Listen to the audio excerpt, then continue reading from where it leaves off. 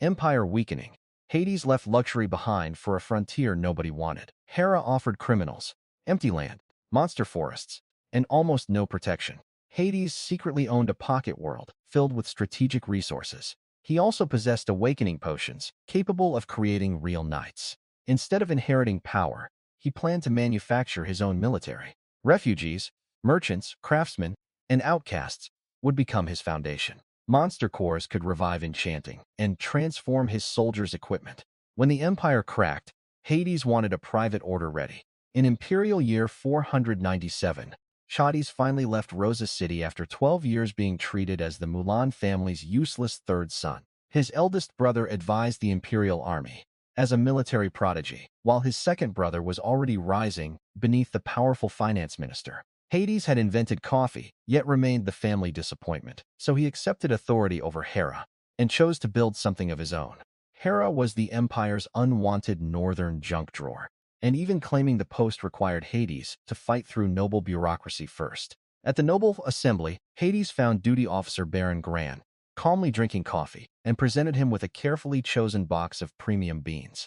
Gran immediately became warmer, and Hades secured the necessary paperwork through polite networking. Before remembering the harder negotiation from 1 week earlier, his father was an intimidating border count. Hades had avoided confronting directly for years, but the frontier plan finally forced him into the study. When the count refused, Hades answered with geopolitics and began listing the threats, corruption, rivalries, and military declines spreading across the empire. Enemy cavalry served hostile banners, noble houses betrayed one another, taxes exploded in some territories, and entire families quietly strengthened foreign enemies. The southern nobles were consolidating power, while even the famous Eagle Knights had fallen far below the strength they possessed 3 decades earlier. Their cavalry numbers remained impressive, but Grand Knights and titled knights had declined sharply, proving to Hades that reputation was hiding structural weakness. Hades declared that he wanted to build a new knight force in the north, while his father begged him to choose a safer life. The Count's fear came from Hades's childhood, when inadequate protection during travel had contributed to his mother's death and years of silence afterward. Hades still refused to retreat, and after 2 hours his father granted 4 family knights, 30 elite cavalrymen, gold, servants, and secret medicines. The departure finally came, with Hades looking back at Rosa City's walls before ordering the armored convoy to begin the long journey north. 30 cavalrymen led the column, followed by Hades's wolf-crested carriage, 8 supply wagons, servants, and the equipment needed for a frontier administration. The supposedly useless third son was now a frontier lord carrying enough hidden resources to make his father proud if the gamble actually worked. 3 days later, Hades halted at Red Maple Town because the servants had been enduring the journey inside cramped and overcrowded support carriages. North of Rosa stretched the Crew Highlands and border provinces, where the Girt Mountains blocked demons, and Grand Duke Perdis guarded the dangerous passes. Hades's destination lay in the safer inner north, but Hera itself was a neglected settlement overshadowed by the much larger commercial center of Tuan City. Trade had abandoned Hera because of its location beside the Girt Forest. Yet the vast, fertile land around it made the place valuable to Hades. At the Green Vine Inn, Hades's cavalry cleared space, while he noticed 2 travelers who refused to move despite the sudden noble presence. One was a middle-aged greatsword warrior, while the other was a heavily built dwarf carrying an enormous warhammer and distinctive tribal pendant. Hades sat with them personally, surprising his own guards, because he valued unusual people more than the social distance expected from a noble heir. Behind him, 2 sworn Mulan Justice Knights quietly prepared for violence in case the strangers disrespected or threatened their young master. The dwarf's black hammer pendant identified him as a member of the Iron Hammer tribe, a clan Hades considered essential for future weapons production. Years of reading family records let Hades recognize the symbol immediately, so he introduced himself and deliberately turned the encounter toward cooperation. The travelers were also heading north, while Butler's skin watched cautiously, and Hades's knights remained ready-ticed to respond if the conversation went wrong. The dwarf introduced himself as Oleg Iron Hammer, and his greatsword companion Dina joined the conversation before both continued toward Tuan City. After drinking together, Hades treated the strangers as potential friends rather than disposable commoners, beginning a relationship that could matter later. Dina warned that Hera was filled with criminals, hostile locals, and dangerous forest conditions, making Hades' new lordship sound almost like a punishment. Hades remained confident, and both travelers promised to visit after finishing their own business before the convoy separated from them near Tuan City. Hades then continued east toward Hera, while considering the knight system that determined military and political status across the continent. Anyone capable of cultivating battle aura could enter the knight path, advancing through brave, justice, glory, grand titled, and legendary saint ranks. Hades could not gather battle aura himself, but that failure had pushed his talents toward magic, alchemy, pharmaceuticals, enchanting theory, and technical research. His father had hired elite tutors, and Hades mastered pharmaceutical training early enough that his teacher eventually admitted there was nothing more to teach. A former court mage later left to chase legends in the Mist Forest, while Hades' alchemy master disappeared after completing his own instruction. Years of study also transformed the family's coffee cultivation, proving Hades could improve production even if he could never become a conventional knight. He entered the frontier as a weak swordsman, but an exceptional researcher who could brew potions, cast spells, improve crops, and design magical systems. Hera held roughly 3,000 residents, almost no reliable taxpayers, and such weak law enforcement that the previous lord had fled within a month. Hades sent riders ahead with official documents announcing the new administration. The population but leprosy responded by pretending nothing important had happened. Behind that silence, Hera's actual faction leaders gathered privately, including slave traders, mercenaries, militia officers, bandits, merchants, and local information brokers. Meanwhile, in some random house, the real rulers of Hera were having a meeting. A slave trader so fat he needs assistance just to walk. Hades' entire philosophy is whoever pays more gets his sword. Travis, militia captain with 30 trained men, wants him to pay 5 years of back patrol fees. Militia Captain Travis demanded years of unpaid patrol fees, while the Rand brothers openly threatened violence, and the remaining local factions measured Hades carefully. Anyone who messes with him gets chopped. While his brother Johnny just stood there with crossed arms looking menacing. Real sophisticated operation. Pike merchant, smart enough to keep his mouth shut during the whole meeting. And the one guy who didn't even show up, W, the tavern owner who represents the original locals. Respect. After the meeting, most of them figured Hades had be like every other lord. Pike somehow found out his full name. Hades wrote a Kikin beyond Mulan. And Pike knows what Mulan means. A border county the size of a whole province. The strongest knight order outside the Imperial Legion. Pike probably laughed so hard he pulled a muscle. Hades liked Pike. Elena got a one-word letter from her contact in Tuan City Eagle. Day 1 in Hera, April, Imperial Year 497. Hades had everyone take down the family banners and remove the crests from the carriages before entering. The Lord's manor turned out to be a crumbling 2-story stone fort. Hades sat down at the entrance like it was a throne and waited. Hades turned to Knight Alvin and said 5 words. Uncle Alvin, prepare to kill like ordering lunch. Elena showed up first, dressed to impress, bowing deep, offering her services. Smart woman. Hades ignored her completely. She stayed frozen in her bow like a statue. Good instincts. Wong came next. Straightforward guy. Walked right up, looked him in the eye, and announced himself loudly. Hades ignored him too. This human meatball needed help walking 100 m, and showed up drenched in sweat, gasping for air. Everyone started tripping over themselves to greet him. Hades stood up, looked at Alvin, gave him a nod. Alvin drew his knight's sword, mounted his warhorse, and rode out with 20 cavalry behind him. Hades declared himself the unquestioned authority in Hera, allowing existing businesses to survive only if their owners accepted his rules and stopped testing him. Frankly, Hades looked down on them. But everything operates within his rules, and Hades made the rules. Hades might even hand out a few barren titles. Commoners had almost no path into nobility, except awakening as knights or receiving titles from powerful houses such as the Border Count, Mulan family. Like say the Mulan family ORL, the sweaty meatball asked for his full name.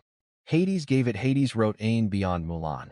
Hades swore that man almost fainted. They didn't know exactly who Hades was, but they knew Hades plus Mulan equals do not mess with this person. By sunset, Alvin had eliminated the Rand brothers and their outlaw gang, making the dead trees outside Hera a brutal warning against challenging the new lord. Alvin's opinion involved swords and ropes and gravity. Motivated labor force when properly inspired. Alce also sent 4 teenage girls to his quarters as a gift. Hades rejected the human trafficking gift sent to his quarters and ordered Skin to handle the situation, because his priority was building a functioning frontier state. By the end of his first day, Hades had established dominance, executed dangerous bandits, secured emergency repairs, and forced Hera's factions to recognize his authority. What Hades actually wants is the massive fertile wasteland to the northeast, and the girt forest beyond it. Once everyone left, Hades pulled out his necklace gift from his old magic teacher, closed his eyes, focused his mind, and boom, Hades was in his pocket dimension. That's the secret. That's the cheat code. This place has sky, land, mountains, water, a small world all to himself. His father thought it was trauma from his mother's death. Nope. Hades was just processing the fact that Hades owned a reality. Here's how it works. Living things grow faster inside. Non-living stuff can be copied. Hades could materialize anything Hades had touched or understand the properties of. Over 10 years, Hades used the pocket dimension to collect rare plants, accelerate cultivation, duplicate non-living materials, and quietly build strategic stockpiles. 2,000 stalks of stargrass, the key ingredient for night awakening potions. Over 1,000 finished awakening potions, sitting in his log cabin storage. Enchanting worked by carving tiny magical circuits into equipment, letting armor and weapons carry effects ordinary steel could never produce by itself. The strangest mystery remained the fertile northeastern wasteland, where monsters from the nearby girt forests inexplicably refused to enter, despite no visible barrier. Hades' plan already extended beyond survival. Once Hera, the wasteland, and the girt forest were under control, even continental conquest no longer sounded impossible. While Hades slept, Hera's local power brokers remained awake, wondering whether cooperation would earn titles or resistance would end with their bodies outside the walls. The smart ones will do fine. Next day, noon meeting in the stone fort. Long table, him at the head, Skin behind him. His 4 knights seated by rank. Alvin the Glory Knight came with him partly because Hades was nice to him, and partly because he wants to secure a future for his upcoming grandchild. Hank, Justice Knight 35, was stuck in a dead-end position back in Eagle territory. Raymond and Heather, both Justice Knights, only 5 or 6 years older than him. These two treat him like a little brother. No families, no land, nothing to lose. The locals, Fat O.L. Stoneface, Travis the militia guy, and Elena the brothel queen.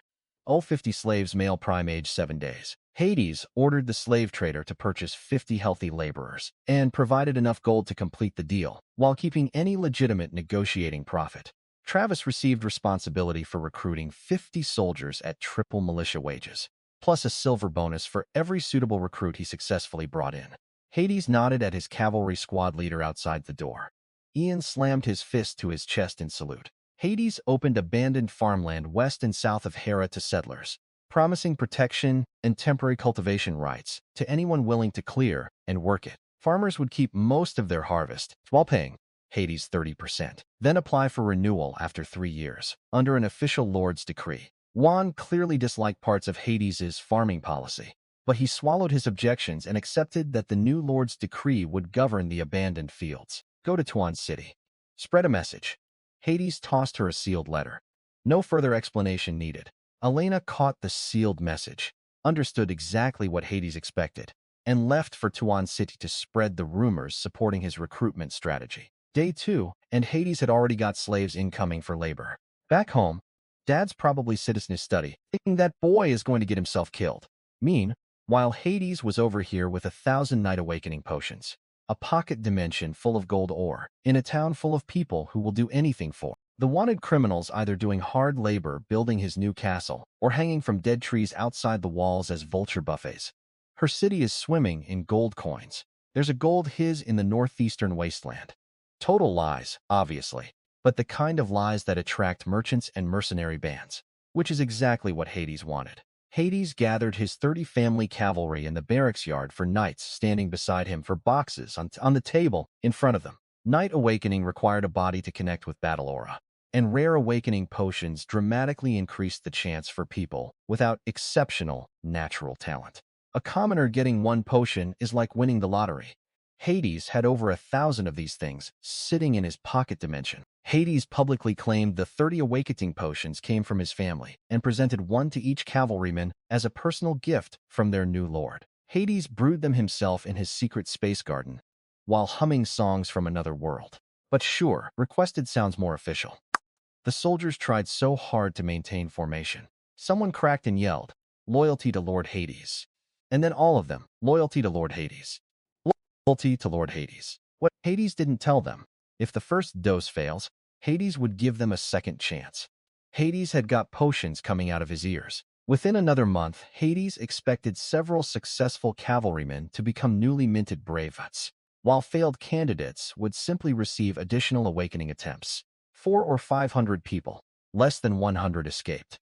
They ran south, getting thinner and more desperate at every stop, because Ino Noble would take them in. Kasim was thrilled to dump his money-losing inventory. Picked the 50 healthiest men. Sold them at 8 gold each for 100 gold total. Hades gave OL 0 gold for this job. Elena brought that 100 gold straight to him that same night and told him everything about Oral's deal. OL thinks he scammed him for 600 gold, while Elena is secretly reporting his every move. The man played himself and doesn't even know it. Hades visited the slave camp outside the city. Guys with iron forks and rope wrapped around their torsos, looking like they couldn't decide between being guards or cowboys. Others just had skins so tough it was armor. Skin set up the fancy stepping stool. Hades descended like royalty visiting the peasants, which is exactly what was happening. 50 men stood in formation behind Oral's jiggling mass. They looked broken, hollow eyes, numb faces. They've accepted their fate expression that made his chest tighten a little. At the refugee camp, Hades identified himself as their new owner under local law, then demanded that the group's strongest representative step forward. Rags for clothes, but built like a tank. Everyone else looked malnourished from weeks of fleeing and starving. But this dude still had muscle definition. Their spokesman explained that demons had destroyed their northern village, killing many residents and scattering the survivors before slave traders captured the exhausted refugees. Only they escaped. But 30 of their people, women, their families are still with that slave trader in Twanson City. Please help them reunite. The man offered lifelong loyalty if Hades reunited the surviving families, a bold bargain from someone who legally possessed almost no negotiating power. Hades refused to reward empty promises, but offered help if the refugees first proved their value through work, discipline, and combat readiness. He was not acting from pure charity. Recovering the families would also transform frightened captives into settlers, personally loyal to his frontier administration. Hades therefore ordered the refugees to demonstrate their usefulness before he spent additional gold purchasing the relatives, still trapped inside Tuan City's slave market. Perfect day to sit in his secret room and carve tiny magical circuits on a steel armor, like a medieval nerd with a craft hobby. Enchanting worked by carving specialized inscriptions into equipment, combining individual magical effects into larger arrays that could enhance armor, weapons, speed, or strength. Real mages look down on it because it's crude and simplified. It makes a knight terrifyingly powerful. Enchanted swords, shields, crossbows, arrows, siege weapons, even war horses. Enchanting turned everything into a weapon upgrade. But here's where it all went wrong. Power source. Arrays need energy. Knights can fuel personal gear with their own battle aura. And humanity did what humanity always does with a finite resource. They used it all. A crystal vein takes 1,000 years to form. Takes about 3 years to empty one completely. So, naturally, empires mined every single one and threw them into wars. Brilliant. The golden age of enchanting collapsed. Enchanted public carriages gone. Enchanted cargo ships gone. All the cool civilian stuff that made life convenient just vanished. Every government locked down remaining crystals as strategic military resources. Regular people went back to horse-drawn everything. Now enchanted gear is so rare that only noble-born knights or elite warriors get any. Alvin, his glory knight, his best fighter, doesn't even have enchanted equipment. Enchanting had nearly vanished because scarce power sources made practical training impossible. But Hades had studied surviving texts and learned directly from a genuine master. Magical beast cores can replace Siberia crystals as power sources. Beast cores from magical beasts which live in the Girt Forest, which is right next to his territory. Hades' Master Plan Expanded Edition. Step 1. Explore the Girt Forest. Step 2. Use cores to power enchanted equipment instead of impossibly rare crystals. Hades' fourth step was the heart of the plan. Create a knight order where every member wore enchanted equipment, unavailable even to many elite nobles. That's like showing up to a sword fight with a tank battalion. And step 5, the really one. Design enchanted armor. Not just elite fighters, everyone. Plus, Hades had got 1,000 awakening potions to mass-produce new knights.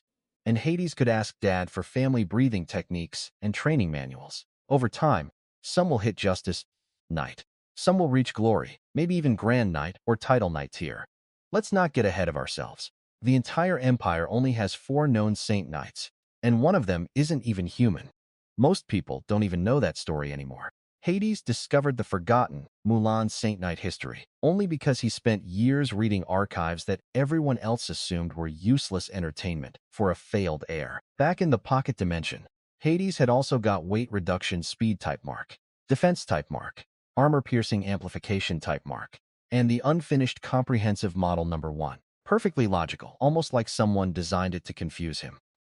Closed up the secret room, rang the bedside bell. Even noble hygiene remained primitive, with many people cleaning their teeth, using soaked branches, salt water, or other crude methods Hades considered intolerable. Freshened up, Hades walked into the meeting room, where 2 merchants from Tuan City were already waiting.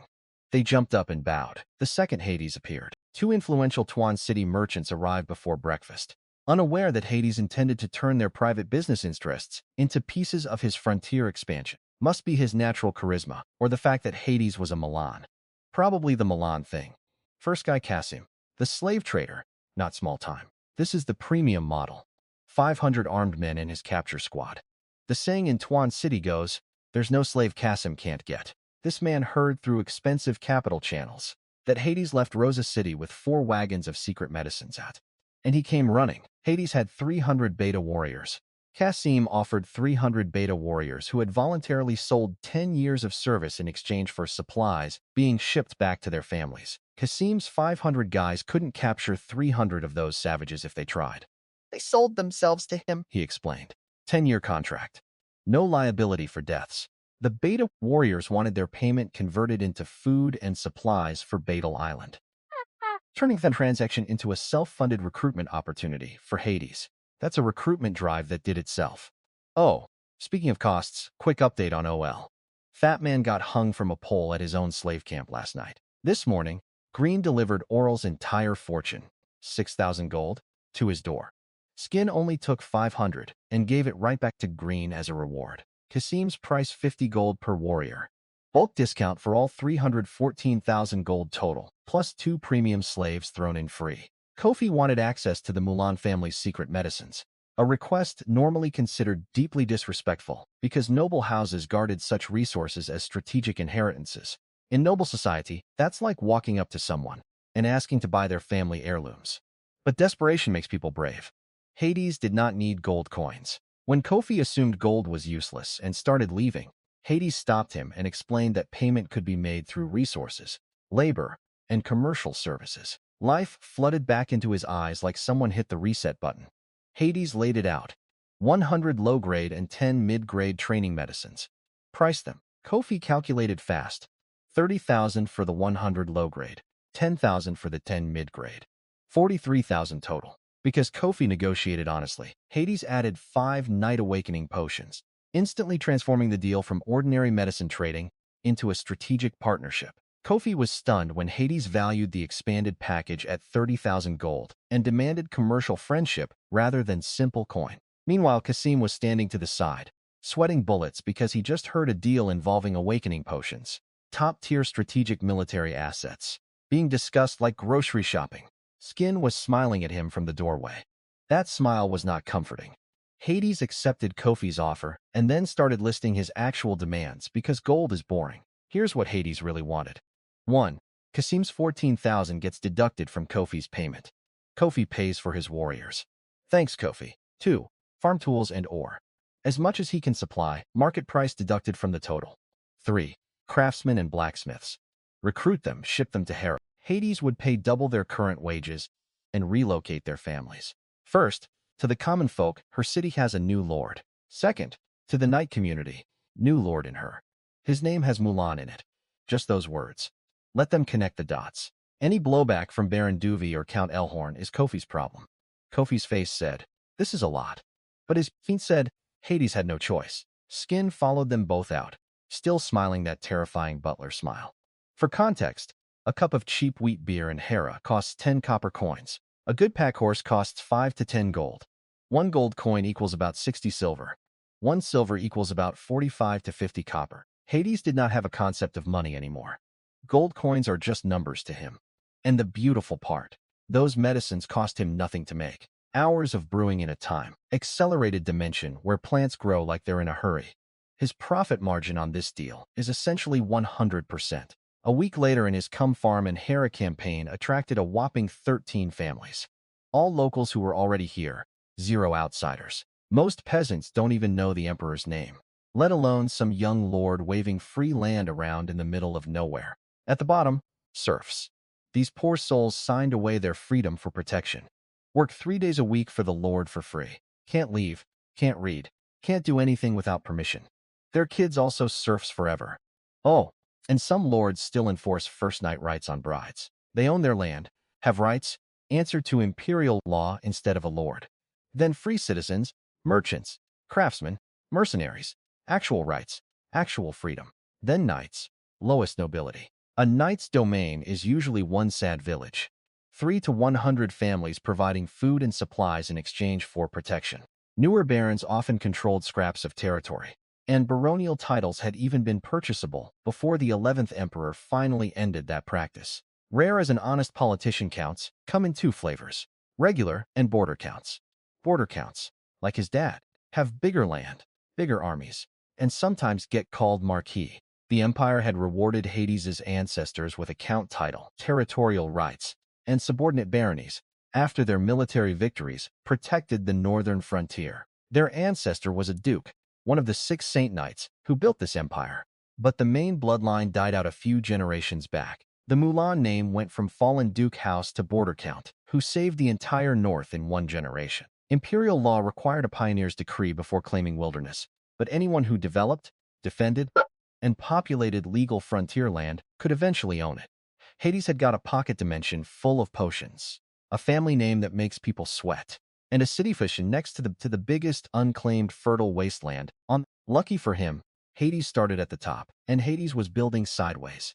It's in the Empire's armpit, the far northeast corner. North of that is the Girt Forest where magical beasts live, but mysteriously never leave.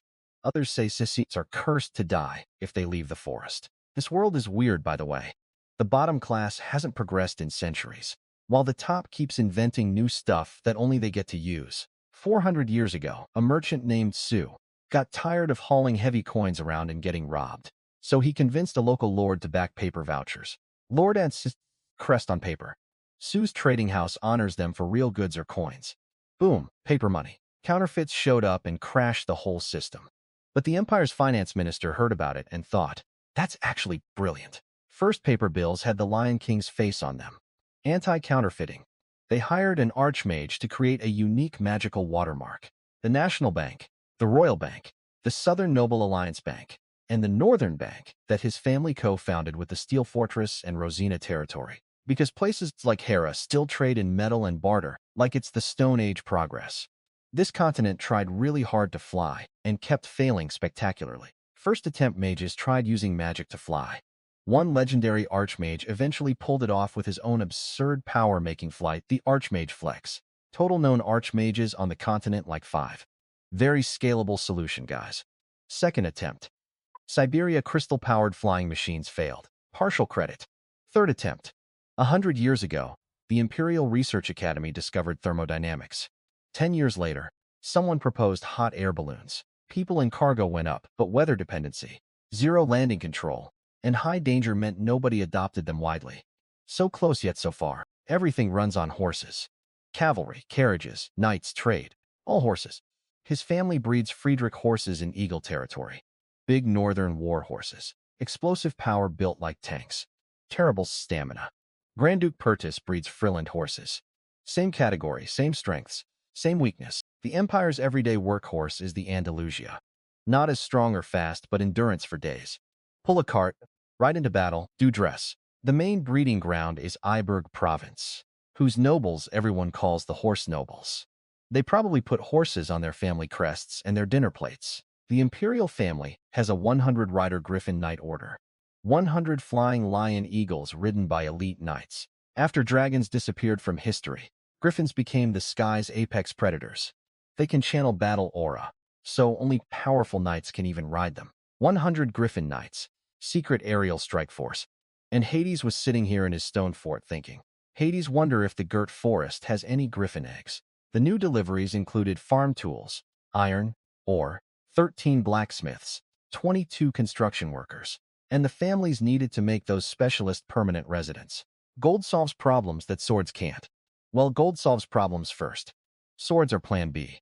Now the real exciting part. Hades' 30 cavalry spent a month attempting Night Awakening, and 25 of them succeeded. That's an 83% success rate. The 25 new knights needed training materials. So, here's where Dad's guilt gifts came in clutch. Over the years, Hades accumulated a library of breathing techniques and combat arts. The man was trying to make him feel loved. He accidentally armed him for world domination. For combat arts, Alvin and Hades picked 3 beginner skills: Burning Blood Rush, Stored Sword Thrust, and Rising Parry. Basic stuff for fresh knights. Hades handed him an advanced tier technique as a personal gift, and let the other 3 Justice Knights study it too. Alvin promised to return it in 2 months. Quick combat art rankings for context. Beginner arts are body tricks enhanced with battle aura. Fancy sword moves that normal humans can't pull off. Mid-tier arts pack more punch. Advanced combat arts allowed knights to project battle aura beyond their bodies, while rarer Earth, Star, and Saint techniques remained closely guarded strategic assets. Only titled knights can fully use Earth and Star techniques. Saint tier created by Saint Knights for Saint Knights. Nobody's been able to use it since the founder. Meanwhile, in the barracks, his knights in training were having the time of their lives. In one room, Hank was coaching a cavalryman through breathing exercises. The unified breathing method required precise posture, tongue placement, chanting rhythm, and controlled pauses, making disciplined instruction essential for every new recruit. Training focused on controlled breathing, posture, and drawing battle aura into the body, with instructors correcting every mistake before bad habits became permanent. Chant ball worthy. Exhale slowly. The guy looked like every blood vessel in his body was about to pop, sweat soaking through his clothes. Raymond pushed the younger trainees hard, reminding them that Hades had given opportunities ordinary soldiers could spend entire lives seeking without ever receiving. 3 doses of awakening potion. Personal one-on-one night tutoring. When Hades was coming up, they had none of this. Appreciate it, Junior. Keep going. Success or failure right here, right now. Pull that aura in. Pain is temporary. That man coaches like a drill sergeant who just drank 5 espressos. If espresso existed here, which it doesn't because Hades only invented coffee, went out to the refugee village with Skin, Night Heather, and the old coachman. The 80-plus refugees Hades bought were now reunited. Gave them tools and seeds on loan, 3 years tax-free, repay with grain or coin. Pretty sweet deal for former slaves. Arsa, their leader, joins his cavalry. Here's why Hades wanted Arsa specifically. When Alvin examined him, he couldn't tell if Arsa was a knight or not. Alvin is a glory knight, 3rd rank. He should be able to read anyone below him like a book. There are only 2 explanations. Option A.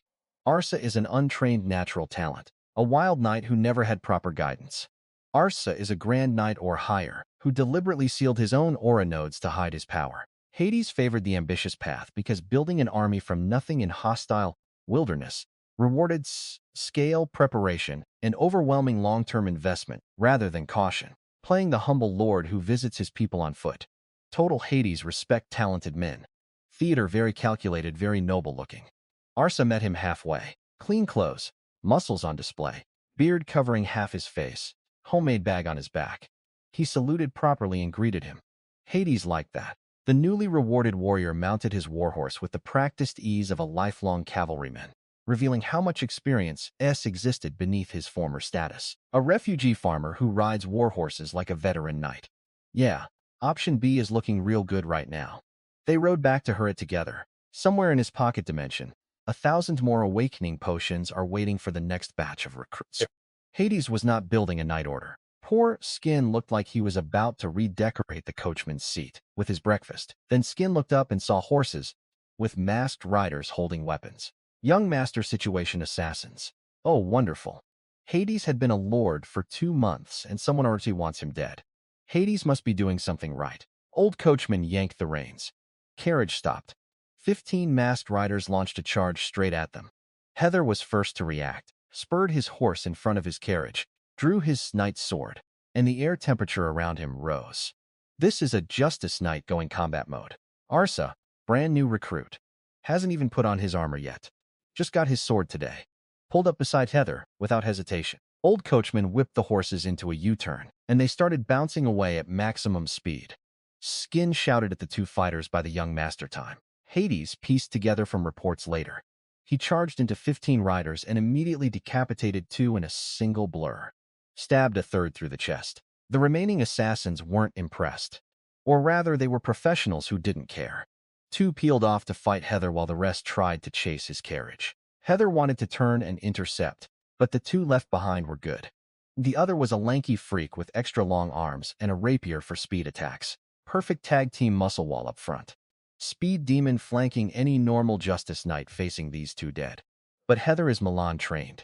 Eagle Territory's finest young talent. He chose to stand and fight rather than run.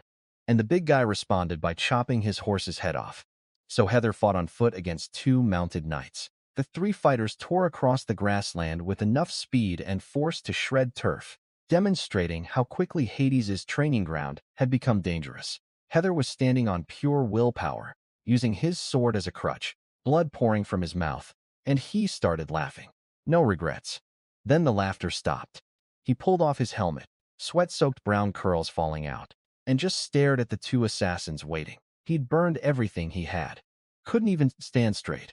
His only thought, Lord Hades should have escaped by now. The 2 assassins crept closer. Big guy raised his great sword for the killing blow. A calloused hand caught the blade mid-swing. The sword didn't move, not a millimeter. The rapier stopped in midair like it hit an invisible wall. Both assassins looked up at the man holding them in place. Beard covering his face, linen clothes soaked red with blood. Definitely not his own. Yeah, his gamble paid off. The spectacle shocked everyone, because Arsa, still treated as a refugee farmer by many observers, had caught a great sword strike with his bare hand. Arsa crushed the great sword in his grip. Then, a knife hand strike nearly severed lanky guy's arm, left it dangling by skin. He gently laid Heather on the ground, then dragged both screaming assassins over by their hair. Hades stepped down, walked past the blood and body parts without blinking. He coughed violently, opened his eyes and saw him smiling down at him. Hades praised the surviving knight's performance, then examined the captured assassins and immediately noticed their lack of armor, insignia, or anything identifying their employer. The captured attackers carried no identifying armor, badges, or family symbols, confirming that whoever financed the assassination had paid professionals to remain untraceable. When Alvin gets here, chop off their hands and feet and hang them from the trees outside. Hera, let everyone see what happens. Then Hades turned to Arsa. Arsa's feat became even harder to dismiss once witnesses understood he had stopped a Justice Knight's full-power sword strike without using a visible weapon. Hades formally granted Arsa Knight title land, transforming a former slave into a recognized landed warrior in an astonishingly short time. Heather nearly died fighting 2 assassins to a standstill. Arsa ended the same fight by breaking a sword with his fingers. And both of them work for him now. Alvin's rescue party showed up looking like a movie poster. 3 silver-armored knights with wolf crests up front. Hades' personal army rolling across the wasteland like a heavy metal album cover. Didn't even flinch, just barked orders. Ian, 5 men on body cleanup. Nimru, 10 men to assist. He rode up to his carriage and all 3 knights dropped to one knee. Apologies, Lord Hades. They arrived late. Hades pulled them up and introduced Arsa properly. His first officially titled landed knight. The reactions were fascinating. The new brave knights envious but motivated. Alvin and the 3 Justice Knights humiliated. And Osiris just saved their lord because they weren't there. Hades could practically hear their internal monologues. Never again. Never again. Good. Use that fire, gentlemen. Heather got 4 training potions, 1 healing potion, unlimited access to 1 advanced combat art of his choice for his collection, and 100 gold. Arsa got a warhorse, full armor set, 200 gold, and 5 years tax-free for Wheat Village. The 28 riders came to rescue, 50 gold each, bumped everyone's pay to Eagle Territory standard. Then Hades gave an order. Full parade, maximum volume, every major street covered. Tuan City's Lord Normoff, top vassal and right-hand man of Count Darien, told his guards, Mon monitored them. Because Hera lacked proper walls, Hades used the roads and dead trees outside town as crude warning displays against assassins and violent criminals. Hades immediately considered who might have financed the assassins. With the four great families in the royal house, all plausible suspects. The logic was simple: powerful rivals might prefer eliminating an unpredictable frontier heir early, while killing him was still cheaper than confronting him later. Bonus points if his death makes Dad lose his mind with grief and disrupts Mulan family operations. The Mulan family has good relations with the northern nobles, and attacking him risks Eagle Torito's retaliation. Third, and least likely, his own brothers. They don't get along with each other, but both treated him well. And Hades was no threat to the inheritance. Hades was the useless third son who left voluntarily. The assassination attempt unsettled Hades, but did not derail his plans, because abandoning the frontier would only reward whoever had decided to test him. After surviving the attack, Hades reviewed the enormous stockpile inside his pocket dimension, including medicinal fields, finished potions, ores, prototypes, and future military supplies. Hades' confidence meter shot to maximum. Felt like the old days in his previous life. That pure drive of building something from nothing. One last piece of business. Elena reported that the two suspicious people Hades had ordered, watched in Tuan City, were staying at the Blackbeard Inn on South Street. Visit a blacksmith shop every day looking for something. Planning to leave in 2 days. Those two would be his dwarf buddy Oleg and Big Mandina. Time to reel them in. New task. Make sure they hear 2 things. Hera City has a new lord apparently named Hades. He was recently attacked by assassins. Make it sound natural. Don't be obvious. Elena nodded and left to collect 30 gold from Skin. Those two are going to come running, and when they do, Hades would have a dwarf blacksmith connection and a great sword-swinging mercenary joining his roster. Summer Hit in Hera City is actually starting to look like a place, instead of a collection of sad buildings pretending to be a town. Hades had Kofi sourced the most advanced models available. Next door is the charcoal room. Across the way are the forging shops for working iron and steel. Oleg explained that quality steel depended on ore purity, carbon content, repeated heating, and careful forging that removed flaws from the metal before final shaping. Hades' forge gained unusual potential because Oleg Iron Hammer, a genuine Red Mountain dwarf and one of Hades' drinking companions, now handled its most important work. Hades deliberately allowed rumors of an assassination attempt to spread, knowing fear and curiosity would attract attention toward Hera and complicate his enemies' calculations. They burst into his fort ready for a funeral and found him sitting there, grinning with 0 injuries.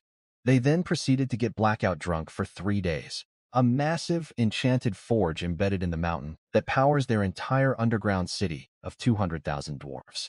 3 small magic arrays inside the furnace broke down. The archmage who originally built them is long dead. Oleg tracked them to a blacksmith shop in Tuan City, only to find the dwarf family moved away 20 years ago. Destination unknown. Dead end. His first response was practical. Use the Mulan family's information network to locate the missing blacksmith connected to the equipment and clues surrounding the incident. 3. When Hades was strong enough, because Hades was an enchanter, just not good enough yet. Then Hades showed him his 5 completed enchanted armor sets. He started examining the inscription work, praised his creative approach, and got genuinely excited. Very expensive. Good contribution. Time to close the deal. Hades pulled out his legendary skill, the one Hades brought from his previous world. Not alchemy, not magic. Painting the big picture. Hades offered Oleg a 1-year partnership. The dwarf would forge exceptional equipment, while Hades added enchantments. Creating weapons and armor, neither could produce alone. Hades also offered Dina financing for an independent mercenary company, giving the veteran warrior a reason to attach his future directly to Moonlight Fortress. Looked at Oleg, saw he was already in, and shrugged. Here's the thing about Dina that makes him special. This man is a self-taught wild knight. Born a commoner, never served any noble. Stumbled into battle aura, awakening entirely on his own. Now at 29, he's glory knight level. The man is a prodigy running on junk fuel. Give him proper techniques and resources, and he'll be terrifying. Oleg, his grandfather was a Saint Hammer warrior, dwarf equivalent of a Saint Knight. This kid has legendary bloodline and legendary crafting skills. He's spending all his time training apprentices and rejecting material quality. The man won't even start until the steel is perfect. Dwarf craftsmanship. Everybody. No shortcuts, no compromises, No finished products, just standards and his rapidly depleting patience. Previous life, Hades sold people on business plans. This life, Hades was selling a dwarf prince on a shared dream and a mercenary on a startup. Some skills are truly universal. With it, he estimated 100 sets of full human plate armor per day. Hades told him he has to demonstrate that for him someday. Hades commissioned a water-powered hammer forge by the river where the current runs fast. Kofi shipped the full equipment set and installation workers. Hades' beloved criminal construction brigade got deployed again. 20 convicts hauling rocks under malicious supervision. Most of them had actually calmed down. His deal was simple. 3 years of hard work with no trouble equals freedom. One guy, little Mark, was thinking, free food, free housing, no more running and hiding. The Cass brothers, former highway robbers who'd been hiding in Hera after their gang got wiped, were plotting an escape. Dozens of wagons, 60 to 70 cavalry, wolf-head crests on the lead riders, silverplate armor, lance on the back, eagle territory reinforcements from Dad. Lined up all 30 for his knights outside her. Had every important person in town present. Rolled out in his carriage, looking as lordly as possible. Hades could practically feel everyone reading his expression and mentally scheduling construction projects. City walls just jumped to the top of the to-do list. Men did the fist-to-chest bow. Women crossed their hands and curtsied in unison. Young Master Hades, good day. The lead knight, Elvis, stepped forward. The Count sent additional knights, elite young cavalry, and family dependents to reinforce Hades, making clear that the Mulan household now considered his frontier project serious. Hades welcomed everyone warmly and got them moving into the housing. Hades prepared 200 doses of training medicines. The crimson breathing technique captured from an ancient Saxon kingdom noble family. A whole new breathing method for his knights. Among his father's supplies were precious Siberius crystals, including a full annual allotment of one of the continent's rarest and most strategically controlled energy resources. Dad just mailed them like a care package. Gold essence. Mix it into steel to forge superior weapons. Enough for about 30 knight swords. Check. Northern bank checks totaling 100,000 gold coins. Hades already had money, but now Hades had money. Money. Check. Transfer deed for a small iron, his at Balan Fort in the Golden Pillar province. His own his. Check. Over 20 ancient texts about the wasteland and Girt Forest. His father actually went and collected research materials for his exploration project. Check.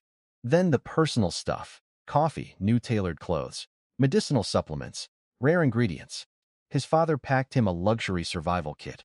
Hades was grinning like an idiot until Hades reached the last line. Hades was stunned by the scale of his father's support, which included reinforcements, weapons, money, ancient books, luxury supplies, and resources gathered across the empire. The only part Hades could not understand was why the convoy also included Barbara and Eileen, 2 women connected deeply to his childhood and family. Hades wondered whether the 2 women were marriage candidates, especially because his father was a veteran war leader, perfectly capable of arranging political relationships. He uses logistics convoys to play matchmaker. Hades could build a knight order from scratch. Hades could forge enchanted weapons and brew legendary potions. 60% military support, 30% financial backing, 10% ambush romance. Alvin's family arrived, including his grandson and his second son, the one he didn't want here. And number 2 fell in love with a farmer's daughter. The farmer's family mysteriously moved away one night. Father-son relationship has been ice-cold ever since. He was a farmer's kid himself and clawed his way up to Glory Knight. He refuses to watch his son throw that away for romance. The debate exposed how differently Hades viewed social mobility, because his reincarnated perspective made the Empire's inherited hierarchy look far less natural than everyone assumed. Elvis arrived too. Another Glory Knight, younger than Alvin by a decade. He did a rotation guarding the family in the capital a few years back. Total strangers from various parts of Eagle territory. 6 Justice Knights and 3 Brave Knights. Right side, Alvin, Hank, Heather, Raymond. Then his homegrown knights, Ian, Spencer, Aaron, and 2 full rows of fresh Brave Knights behind them. Immediately, Hades spotted the problem. Hades' original guys sat on one side. The new arrivals sat on the other.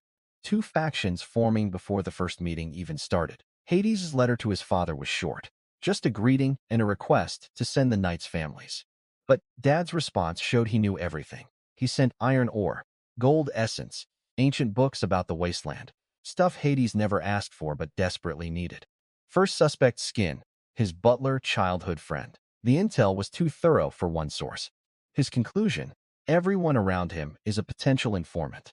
Hades felt like Hades was peeing under a security camera. Very uncomfortable. But then Hades shrugged it off. His father's intentions are good. If the price of 100,000 gold coins and 200 medicine doses is that his father knows his daily schedule.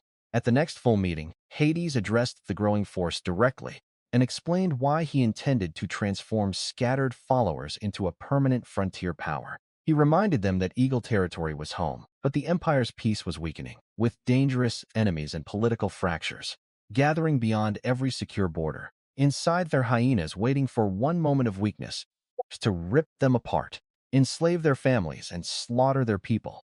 The only answer is strength. Eagle territory is strong, but not enough. They need a second domain, one just as powerful, maybe more powerful. That is why Hades was here. Hades promised exceptional medicine, equipment, titles, land, and glory to those who remained loyal, trained seriously, and helped build the force he envisioned. Medea Knight Order will rise from this place. It might be called the Crimson Knight Order. The name Crimson will echo across the continent. Hades watched it hit them. Even Alvin and Elvis, veterans who've seen and done everything, had fire in their eyes, something old waking up, Knight's blood boiling. The room was nothing but heavy breathing and clenched fists. Outside, the cavalry and squires were pressed against the doorway, eyes blazing. The oath mattered because noble promises carried real social weight, and Hades had publicly tied his own name to the rewards he offered his followers. Previous life, Hades gave quarterly presentations with PowerPoint slides. This life, Hades gave speeches that make grown warriors cry and pledge their souls. Significant upgrade. 50 fresh cavalrymen and 18 squires started awakening training. This time everyone used the crimson breathing technique, the one Dad captured from Saxon Kingdom nobility. With unified training methods and fresh recruits, Hades's night production shifted from small experimental batches towards something resembling an organized military pipeline. A man can only handle so many life-changing events per week. Autumn's wrapping up, and his territory looks like a frozen wasteland because they missed spring planting. Frost on the ground, dead grass everywhere, zero harvest. Sent 2 fresh knights on their first official mission. Modest request, really. Just a few hundred square miles of wilderness, unexplored magical forest, and mysterious forbidden zones. Then Imperial inspectors come verify everything. Or as Hades put it, just to check up. Let's make it a quick one. Across repeated awakening attempts, the recruits achieved roughly a 62% success rate. An extraordinary result that confirmed Hades could produce knights at scale. Anyone who can't handle watching their buddies become knights while they stay normal is free to go back to Eagle territory. Hades provide options, not therapy. He actually went to Militia Captain Travis and reported it. 3 days later, Waterhammer Forge completion day. The Cass brothers attacked 2 militia guards, killed them, stole their weapons, and convinced 3 other convicts to run. 5 escapees, bolting northwest into the wasteland. His cavalry only sent 2 riders, because 2 was enough. The knights caught up to Travis's group and found them all just standing there staring at little Mark. With what weapons? How nobody knows, because he refused to talk to anyone except him. Mark demanded. Hades wanted to see the Lord. Hades would only report to him. Ian, completely unfazed by the child serial killer in front of him, said flatly, kept his hand on his sword the entire time, ready to cut Mark down if he twitched funny. Alvin reported the minor incident to him later. 3 months of building and producing had stacked up results. Oleg personally forged 20 knights' swords with gold essence, premium blades that would make any knight drool. Hades saw them lined up and said, nice out loud. City planning was ongoing. His criminal labor force, minus 5 escapees and 4 decapitated runners, was still building. A 5th escapee remained outside Mark's immediate control, leaving another loose end in the political struggle surrounding Peg territory. Knights are efficient like that. Maybe listen to informants next time, buddy. Even the scrawny ones. Especially the scrawny ones who turn out to be tiny murder machines. Baron Hades Mulan. Whatever backroom deals, favors, and probably mountains of gold he burned through, Hades did not know. And Hades did not want to know. The Empire's upper crust all think Count Wright lost his mind, spoiling his useless youngest sons with a baron in the middle of nowhere. Hades's territory is now officially called Moonlight Fortress. Hera City got renamed to Rin City. The official borders include 10 mi west, 20 mi south. And here's the genius part, the entire wasteland and girt forest. Sure, kid. Imperial pioneering law meant that once Hades legally claimed and developed the monster forest, whatever resources, settlements, or infrastructure he established there belonged to him. Even the emperor can't dispute it. His father bought him legal ownership of the continent's biggest untapped resource zone, and the bill was labeled Useless Wilderness. Hades sent 20 enchanted plate armor sets and 20 enchanted long swords to the capital with Hank's escort team. Enchanted gear that doesn't exist on the open market, plus enough potions to create 200 new knights. They're turning the leather and cotton shipments into winter clothing, which Skin sells cheap at his new clothing shop. The workers get a free set. Hades called it employee benefits. They don't know what that means. They just think Hades was a nice lord. Both things can be true. West District, about 100 households of immigrant merchants and small business owners, expanding steadily. Hades cleaned it out.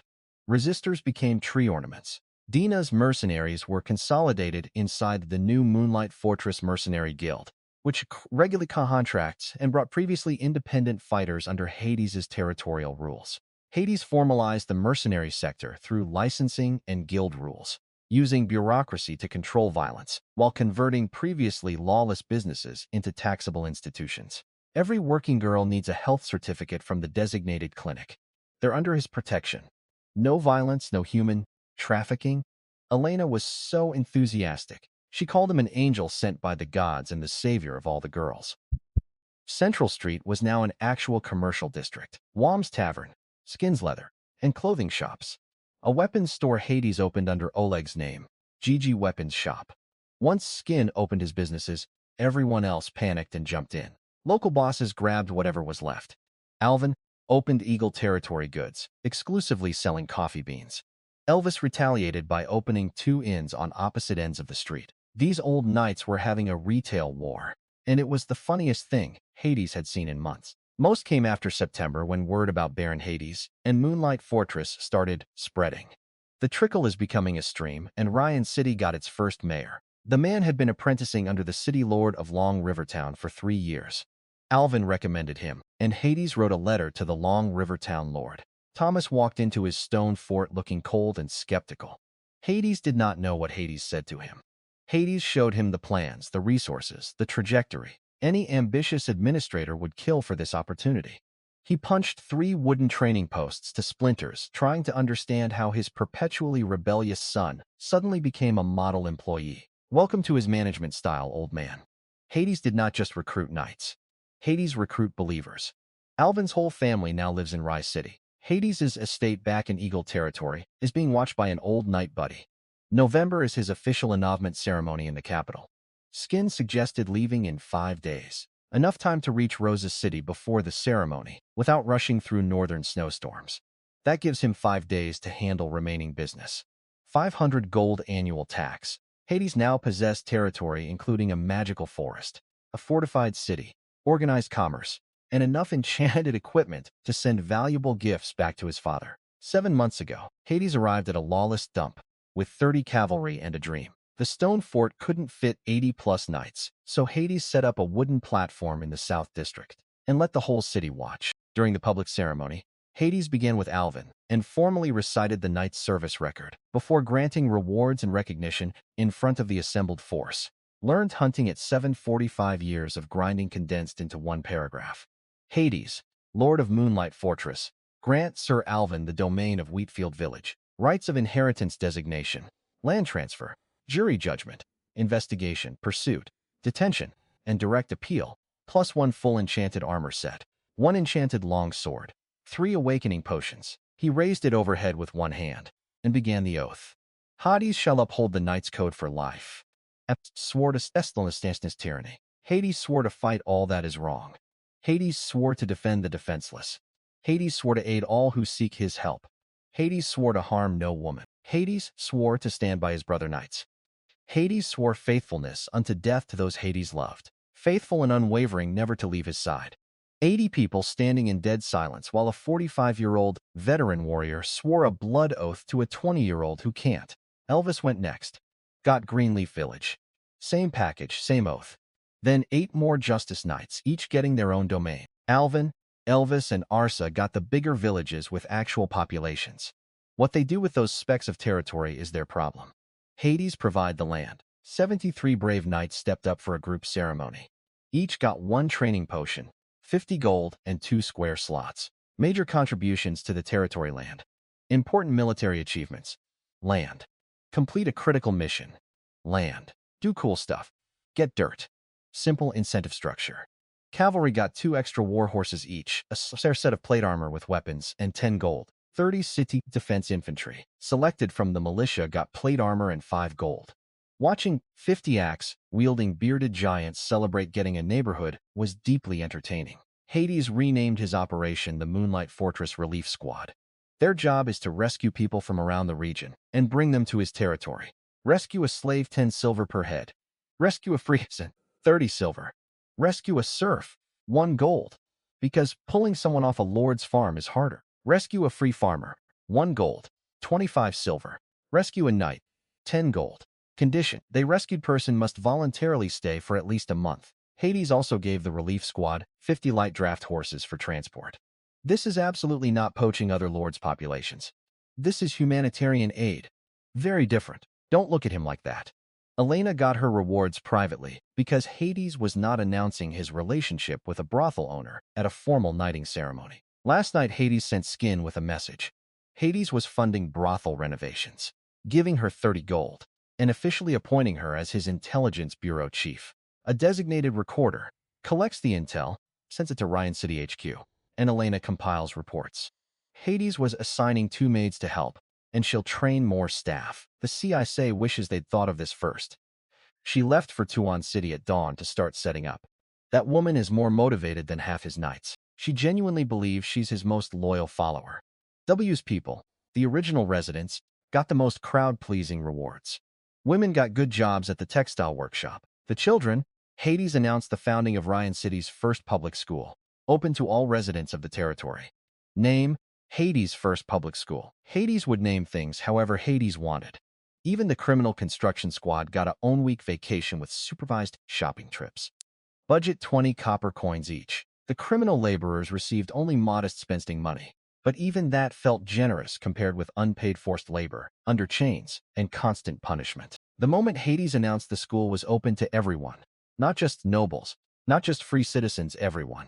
7 months ago, these people didn't have a lord. Now they have a lord who gives them jobs, warm clothes, protection, fair laws, health certificates for workers, a school for their kids. Not with gold, not even with enchanted armor. With loyalty. The swords and golden armor just make sure nobody takes it away. Church schools, where the light god religion teaches kids to read, then immediately drowns them in theology. Finally, private tutoring, the classical education, where nobles hire personal teachers, one-on-one luxury learning. When Hades couldn't awaken as a knight, Hades swapped combat training for magic and alchemy. Hades read every single book in the Mulan family's capital library, over 8 years. Hades' first public school.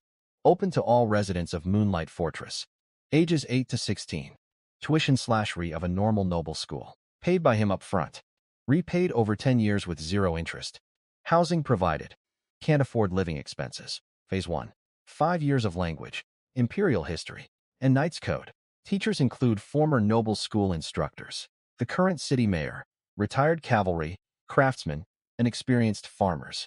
Hades was not building a school. Hades was building a talent pipeline.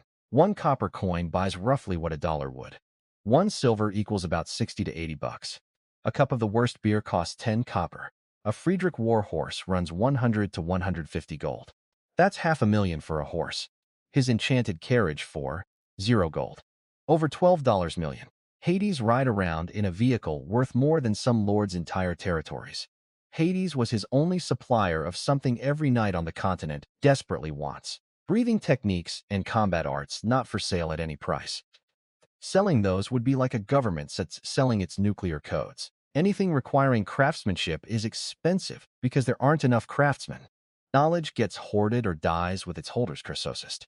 Noble luxury goods marked up beyond all reason. Hades later learned that his father's support package had consumed an astonishing share of family resources, proving the Count was investing seriously in the frontier. For a barren title in the middle of nowhere.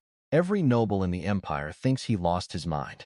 Enchanted gear nobody else can forge, and a plan to crack open a magical forest full of beast cores that could replace Siberia crystals entirely. Before leaving Rye City, Hades handed his new mayor Thomas the castle blueprints and a check for 150,000 gold coins. Semi-military design inspired by Grand Duke Portus's steel fortress, just slightly smaller, because Hades was not insane yet. Western approach has open killing fields, trenches, and a single bridge. Battlements. Square towers at every corner and wall. Midpoint, internal halls.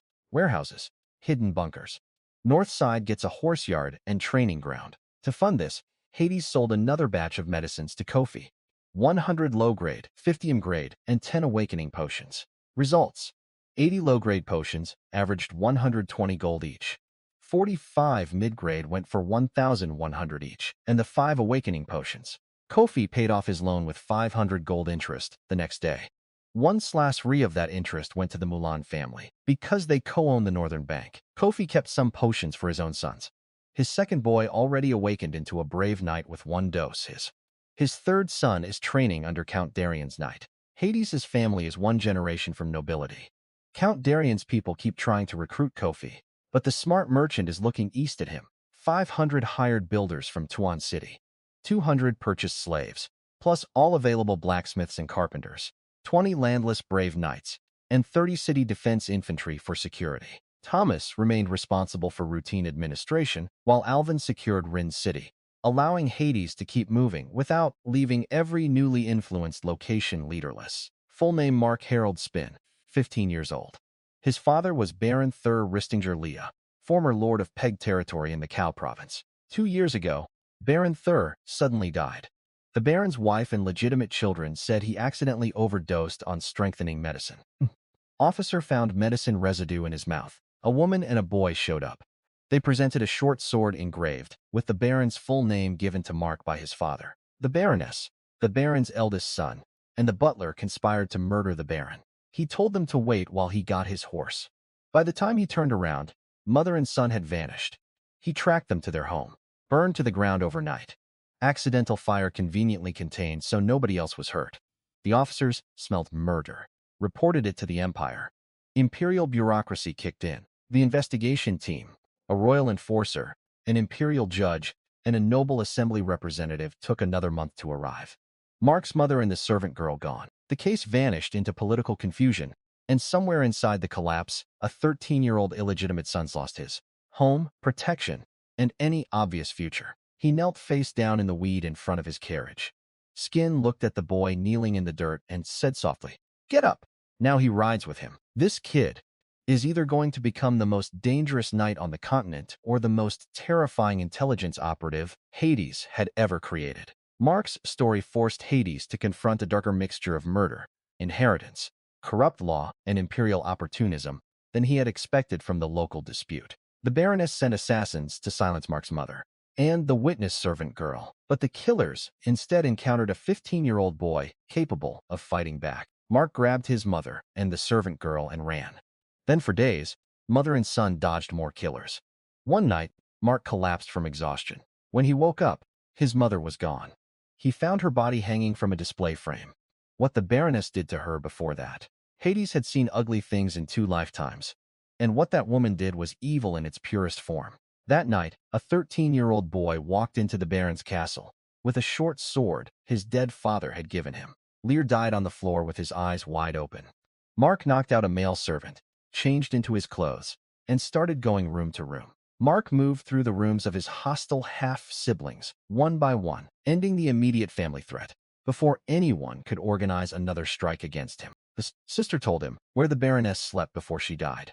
He went downstairs to the master bedroom. Uns from inside made it clear the Baroness and her eldest son were occupied, which also explained why so few servants were around. What followed was brutal and fast. Chests caved in, face rearranged, neck crushed. Mark threw the short sword into the Baroness's shoulder, pinning her to the bed. Called his mother every slur in the book. Mark slapped her until her face was unrecognizable. Guards finally arrived outside the door, shouting at him to surrender. The Baroness's expression flickered. Relief. Rescue. Her bloody lips started to curl upward. Then Mark pulled the short sword from her shoulder and put it through her throat. One kid with a knife. The peace officer from before managed to keep Mark alive by telling everyone to wait for the Imperial investigation team.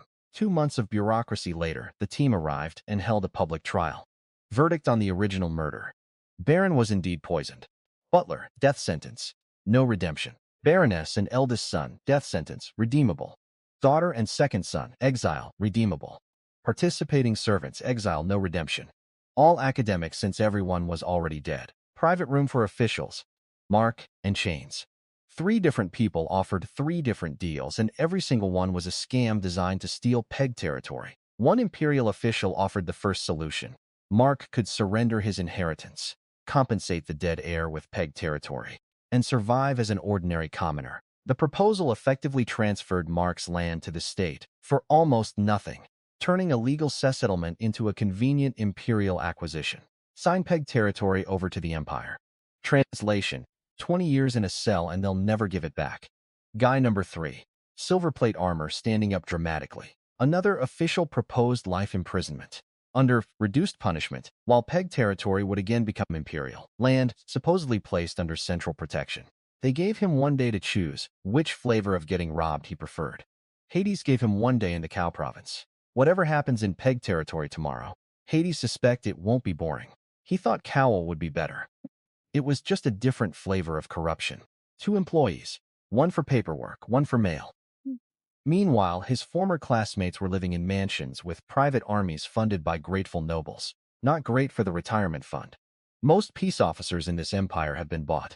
They twist facts, protect guilty nobles, and collect bags of gold. Hades rejected those convenient choices and offered Mark a 4th path: escape immediate control, grow stronger, and eventually reclaim his own territory. Hades wanted to see a Psig territory that follows this law and has a heart. Not another place where the bottom drowns in despair and the top worships gold. Escorted the boy through the night to the edge of the Crew Highlands and pointed him toward 3 destinations. Rosa City, the Steel Fortress, or Eagle Territory. Translation: they got what they wanted and got rid of the honest cop. Montos was fired 3 months later. Found dead in his Quincy City home 6 months after that. Absolutely no foul play there. None whatsoever. This world eats its good people. 14-year-old Mark walked north along the Crew Highlands, LD as a slave to a Golden Pillar province trader.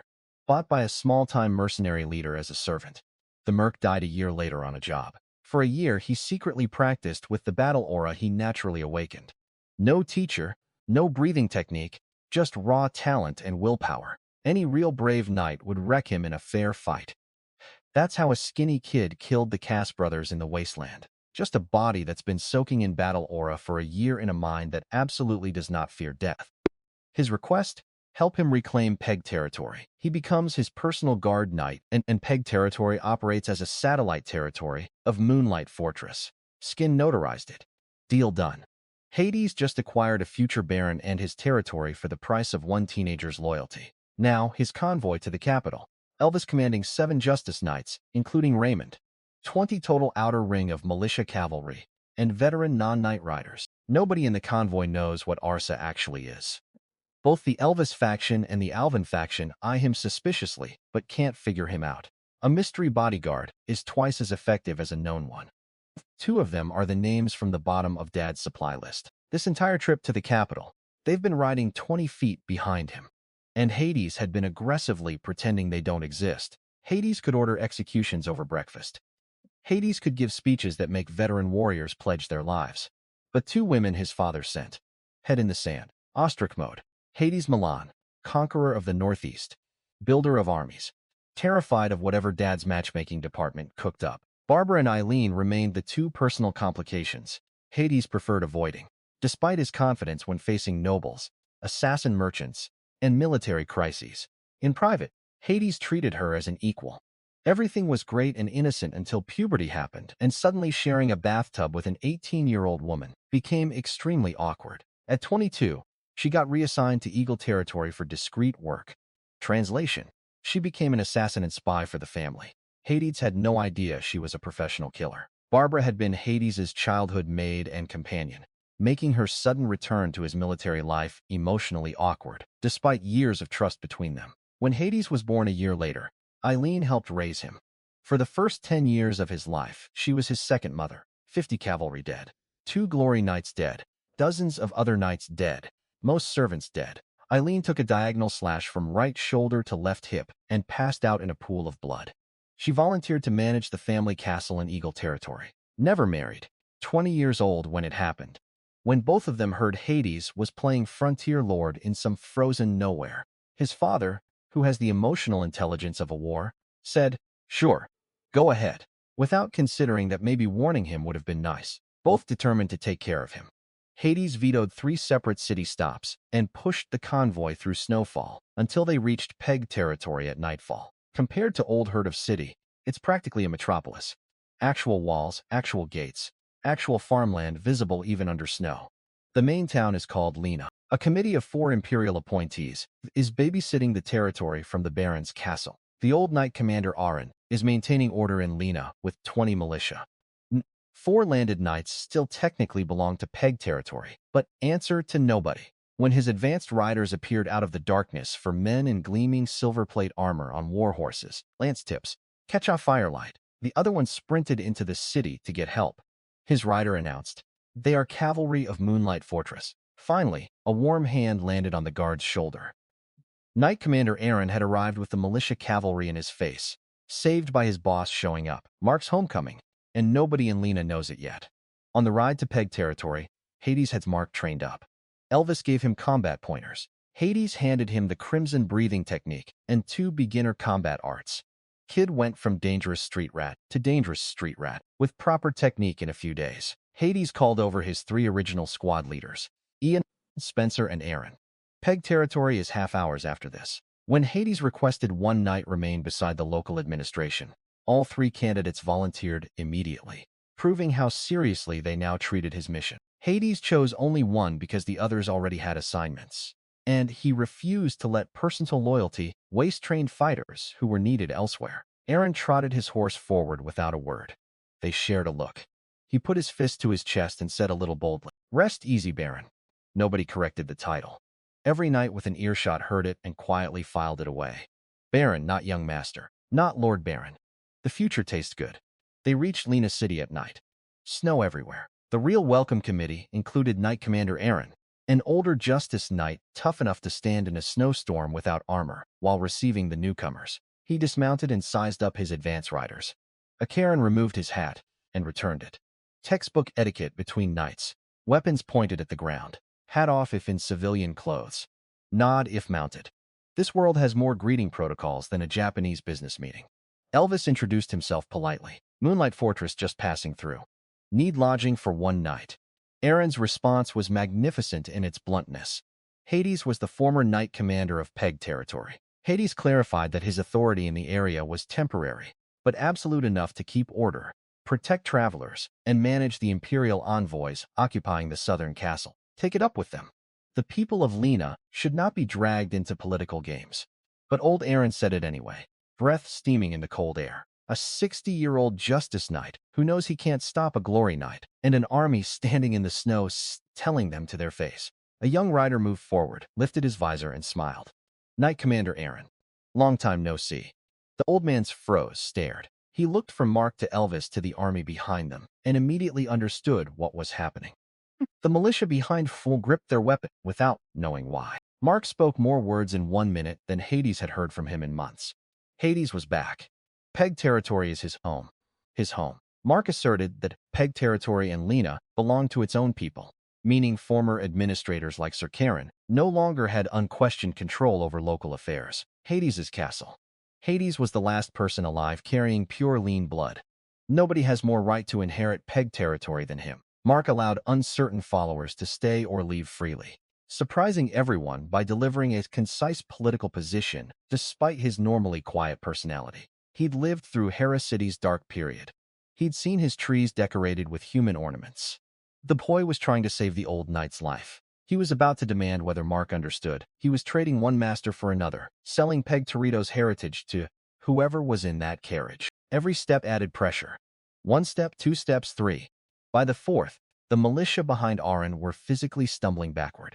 This wasn't a threat. This was a Glory Knight releasing years of battlefield killing intent and measured doses. Aaron held firm because he's built different. Aaron looked at his terrified militia, farmers with cheap spears and leather crap straps for armor, and made the only choice a man of honor could make. Go home. The Lena militia is disbanded. Then they all ran. A pile of junk weapons in the snow was all that remained of Lenena's defense force. Before departing, the elderly knight asked Mark to govern Peg territory well, and quietly reminded everyone that the boy's family had not caused the conspiracy. Oh no, oh no. Hades knew what was coming. Aaron drew his sword, took his stance, and shouted into the snowstorm. Knight Commander Aaron of Peg territory challenges Sir Elvis to a knight's duel. A 60-year-old justice knight challenging a glory knight in the snow alone. He wants to go out defending Lena with his sword in his hand. Public duel witnessed. If Elvis kills him fairly, imperial law protects his family. If Elvis refuses, a Karen blocks the gate until someone goes through him. This is either the bravest or the stupidest thing Hades had ever seen. Hades was sitting in his warm carriage, watching through a crack in the curtain, thinking Hades really need to recruit this guy, instead of killing him. Elvis moved like a purple lightning bolt. The old knight launched backward to give them fighting space, almost like he was choreographing his own death scene. Battle aura exploding between them. Snow flying everywhere. From where they watched, it looked like a deadly ballroom dance. Beautiful and horrible at the same time. Elvis stopped holding back. Advanced combat art activated. Battle aura condensed onto his blade until it was practically glowing. Then he swung. A purple crescent moon flew from his sword. Then it kept going, carved a trench through the snow, and cracked the city wall behind him. Hades' new brave knights sat on their horses in stunned silence. First time seeing battle aura visible to the naked eye. They rode into Lena. No welcome either. The townspeople had no idea an old knight just died for them 50 eam from their front gate. Most common residents cared more about food, warmth, and saving copper than noble succession. So political upheaval mattered only when it changed daily survival. Hades knew he wanted to visit the house where he grew up with his mother. He didn't go. Just sat against the wall, half sleeping, waiting for morning. Things need silence. Local merchants, community figures, even some of the militia guys from last night. They all gathered in front of his quarters. It wasn't him standing on the steps. It was Mark. His name is Mark Harold Spin. His other name is Mark Harold Durr. Hades was the only heir of the late Baron Thur. Peg territory and its title will be his. Under his leadership, Peg territory will prosper. Hades' administrators promised improved lives for cooperation, while warning that deliberate violent resistance would be crushed rather than endlessly negotiated. Left them standing there. The kid learned from watching him. Short speech, big promises, veiled threats, dramatic exit. Hades was so proud. While Hades meditated, Skin and Elvis took Mark south to the Baron's castle, where the 4 imperial babysitters were camped out. Elvis put on his wolf head badge. His father gave him 3 uses of the Mulan family's face when Hades left Rosa City. Skin knows exactly how heavy that weight is. He glanced at Mark riding beside him and probably wondered if spending one of those 3 golden tickets on a teenage. At the castle, the 4 officials, Peace Officer Manad, Lord Bell, Royal Enforcement Knight Bashes, and Imperial Judge Malak had been sitting around a fireplace, pretending this wasn't a. The tense officials suddenly united in fear when a servant announced that someone claiming to represent the Mulan family had arrived to meet them. Whatever happened in that meeting, Skin handled it. Now the real crisis of his morning. Not politics, not territory, not imperial officials, women. Eileen personally prepared Hades' hot water and insisted on supervising his morning routine, treating the adult frontier lord with the same concern she remembered from childhood. Ma'am, Hades was a baron. Hades would wake up whenever Hades wanted. 3 Barbara. Oh, Barbara. Last night she offered to warm his bed. This morning, she got revenge by sneaking into his room before Hades woke up. Hades was cold sleeping alone, she said with a smile that contained zero innocence. Hades got dressed at record speed, under the combined supervision of both women. Barbara handled it with commentary that would make a sailor blush. Hades only slept half the night, the other half. His consciousness spent 2 full days inside his pocket dimension, working like a madman. First time Hades pulled out coffee seeds, slept an entire day. First batch of potions, another full day coma. That big materialization back in her a week of recovery. Skin was constantly by his side, and Hades was pretty sure he suspected Hades of being physically destroyed by prostitutes. Hades was just pulling objects from another dimension. Current pocket dimension inventory. enchanted armor sets stacked in crates outside his work cabin, forming a small monument to productivity.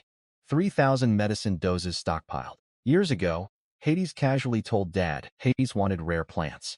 Since then, every Mulan trade caravan has been secretly collecting seedlings and seeds from across the continent. His father thought it was his weird kid's hobby. Again, Hades stood on the second floor watching the sunrise over Lena and smiled for the first time in days. Skin started his report on last night's castle visit. So Skin, Elvis, and the crew arrived at Baron Thur Castle, where 4 imperial officials were squatting. Even the cavalry guys got treated. Lord Bell, the noble assembly representative, started calling Skin an old friend because he'd seen Skin's grandfather a few times in the capital. Bashes, the royal enforcement knight, cornered Elvis with a wine glass and started making small talk.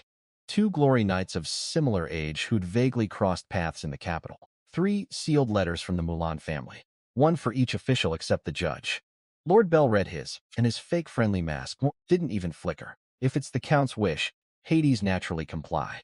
Hades' support marks full inheritance of Baron Thur's territory and title.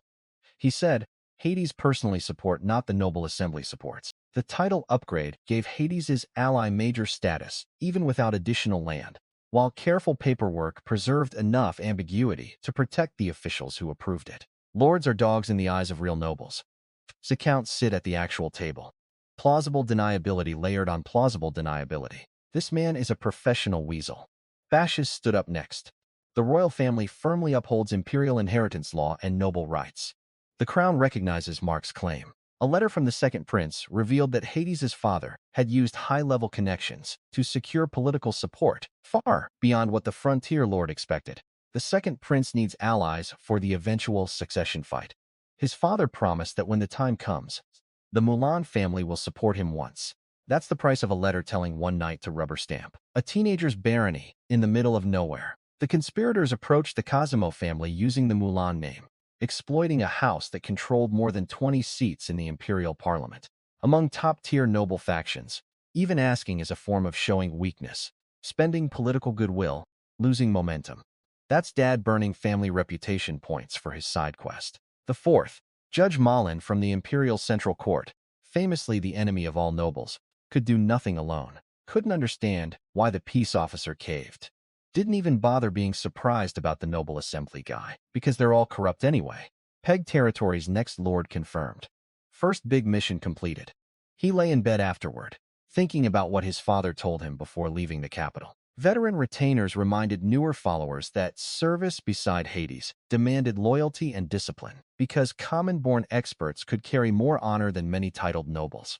In the capital, nobles line up to butter him up, just to get closer to Count.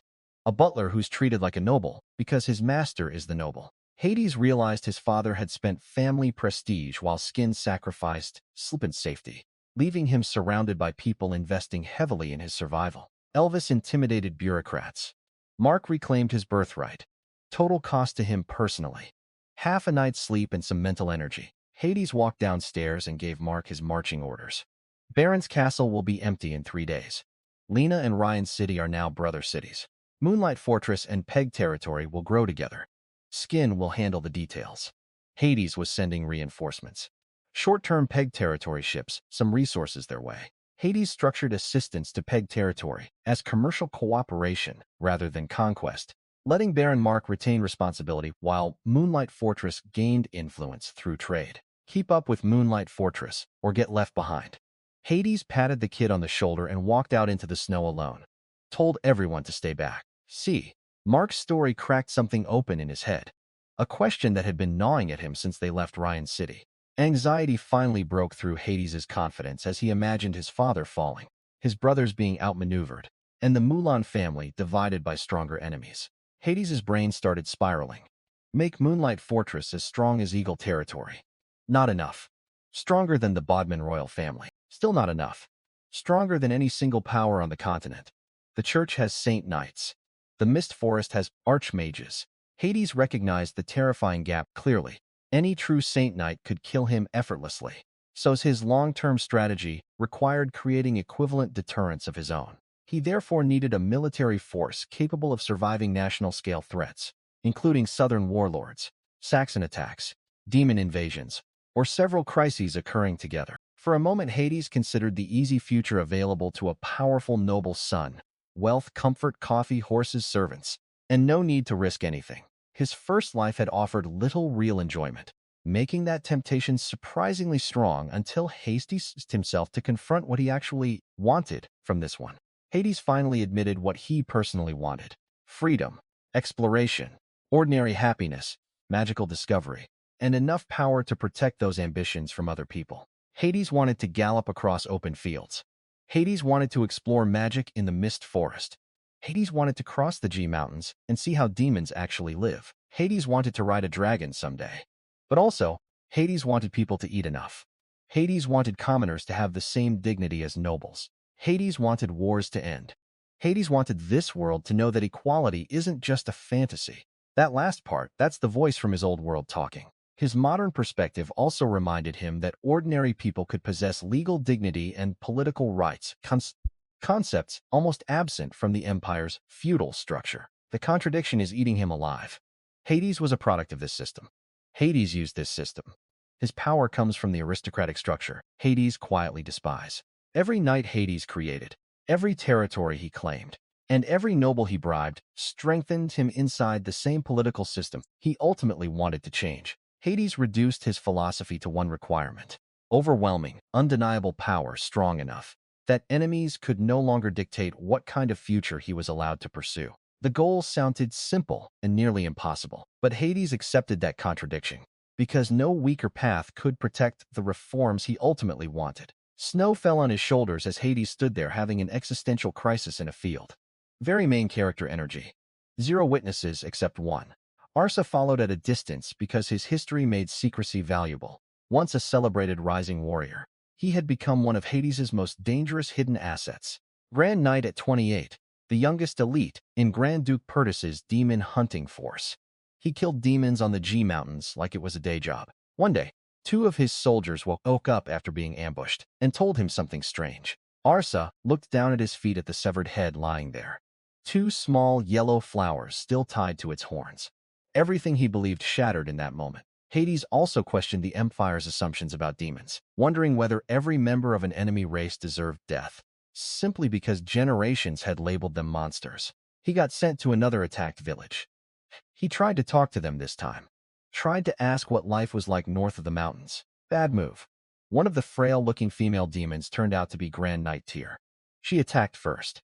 The rest followed. When Arsa crawled out of a collapsed building, every single human, his 4 knights, 30 cavalry, 300 villagers, was dead. The Duke, apparently a decent guy, let him go without drama, restored his free knight status, and never sent anyone to bother him. When Hades first asked Arsa to be his knight, he said in a flat refusal. So Hades didn't offer gold or land or potions. Hades had a world without nobles where everyone eats, where people have rights, where laws apply equally. Arsa went quiet for a long time. Hades did not know if Hades could do it, but Hades would try. At minimum, Hades wanted people to know that such a world can exist. Hades never formally named him, just gave him the refugee village. After that, he started following him on his own. No orders, no contract. Just a man who believes that if anyone can build that impossible world, it's him. A grand knight, former demon-slaying prodigy, broken by war, rebuilt by an idea. They'll figure out the rest later. While Hades was having his little existential crisis in Sinister, someone decided it was a great day for assassination attempt number 2. Hades's gate guards let him through because Elvis cleared it. The 12 riders didn't match for in standard leather jackets up front, the other with twin rapiers. Then a full heavy cavalry knight with an armored horse. A guy in skin-tight clothes with a winter coat in a blizzard. That's an assassination squad wearing a disguise that a 5-year-old could see through. His cavalry guard figured it out and tried to mount up to warn Elvis. Blood on white snow, steam rising. The second guard blocked the follow-up strike. On the ground stood a slim woman in all black, face covered, rapier dripping red. An attacker was shocked that Hades, supposedly incapable of becoming a knight, could defend himself at all, exposing how useful his hidden abilities remained. Because even though he failed awakening, months of potion exposure and breathing practice had pushed his body past human limits. He wasn't a knight, but he wasn't ordinary either. She deflected his heavy strike effortlessly, then put her rapier through his right shoulder like butter through armor. Battle aura punched straight through steel plate. This absolute madman didn't stop. That pushed her from curious to furious. A commoner almost made her dodge. Unacceptable. She shredded his shoulder, snapped his shin with a kick, crushed his chest with an elbow strike, and sent him flying into the snow. Simple work for a professional killer. When nobody showed up for a while, she got bored and started carving things into the dying guard's face with her rapier tip. She spun around. Walking toward her through the blizzard was a middle-aged man, scraggly beard, thin linen shirt, and freezing weather leading a skinny horse. During another confrontation, a confused opponent repeatedly demanded identities and explanations, while Hades's people tried to understand why the encounter had turned hostile. The questioning continued even as weapons remained raised, creating a strangely patient standoff before the situation finally shifted back toward violence. He didn't draw his sword, didn't dodge, just caught her blade with his bare hand. One hand, thin layer of battle aura on the palm. She went full power, pumped everything she had into pushing that blade forward. Nothing like pushing against a mountain that grew legs and decided to stand in her way. She abandoned the stuck rapier, ripped a dagger from her thigh holster, and stabbed at his temple so fast the air screamed. Because among knights, there's a rule of thumb. If a knight's battle aura gathers visibly around their body and stays there temporarily, they're at minimum a titled knight. This homeless-looking poet walking a skinny horse through a snowstorm had permanent condensed battle aura. Standing in Cena's snowy main street, Hades recognized the absurd timing of events, but focused on the immediate political and security problems around him. Wearing a fancy snow ferret coat that Skin had just draped over his shoulders like Hades was a runway model. Determination to become the strongest. Lord Bell's carriage rolled up and everything went sideways in about 4 seconds. Elvis stepped forward, hands on sword, signaling them to stop. Bell climbed out of his carriage with his trademark slimy smile already at maximum wattage.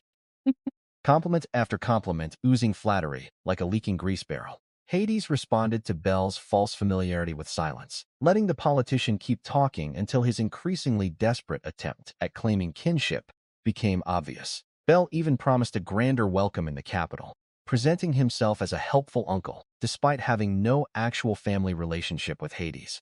This man has the thickest skin in the Empire. Then Bell reached for his hand to do a kissing greeting. Both Skin and Elvis moved forward simultaneously. Skin, because Hades didn't offer his hand, and Elvis because he considers Bell too lowly to touch him. Bell, the weasel, the guy who accepted a Viscount title from Dad last night, was now trying to stab him.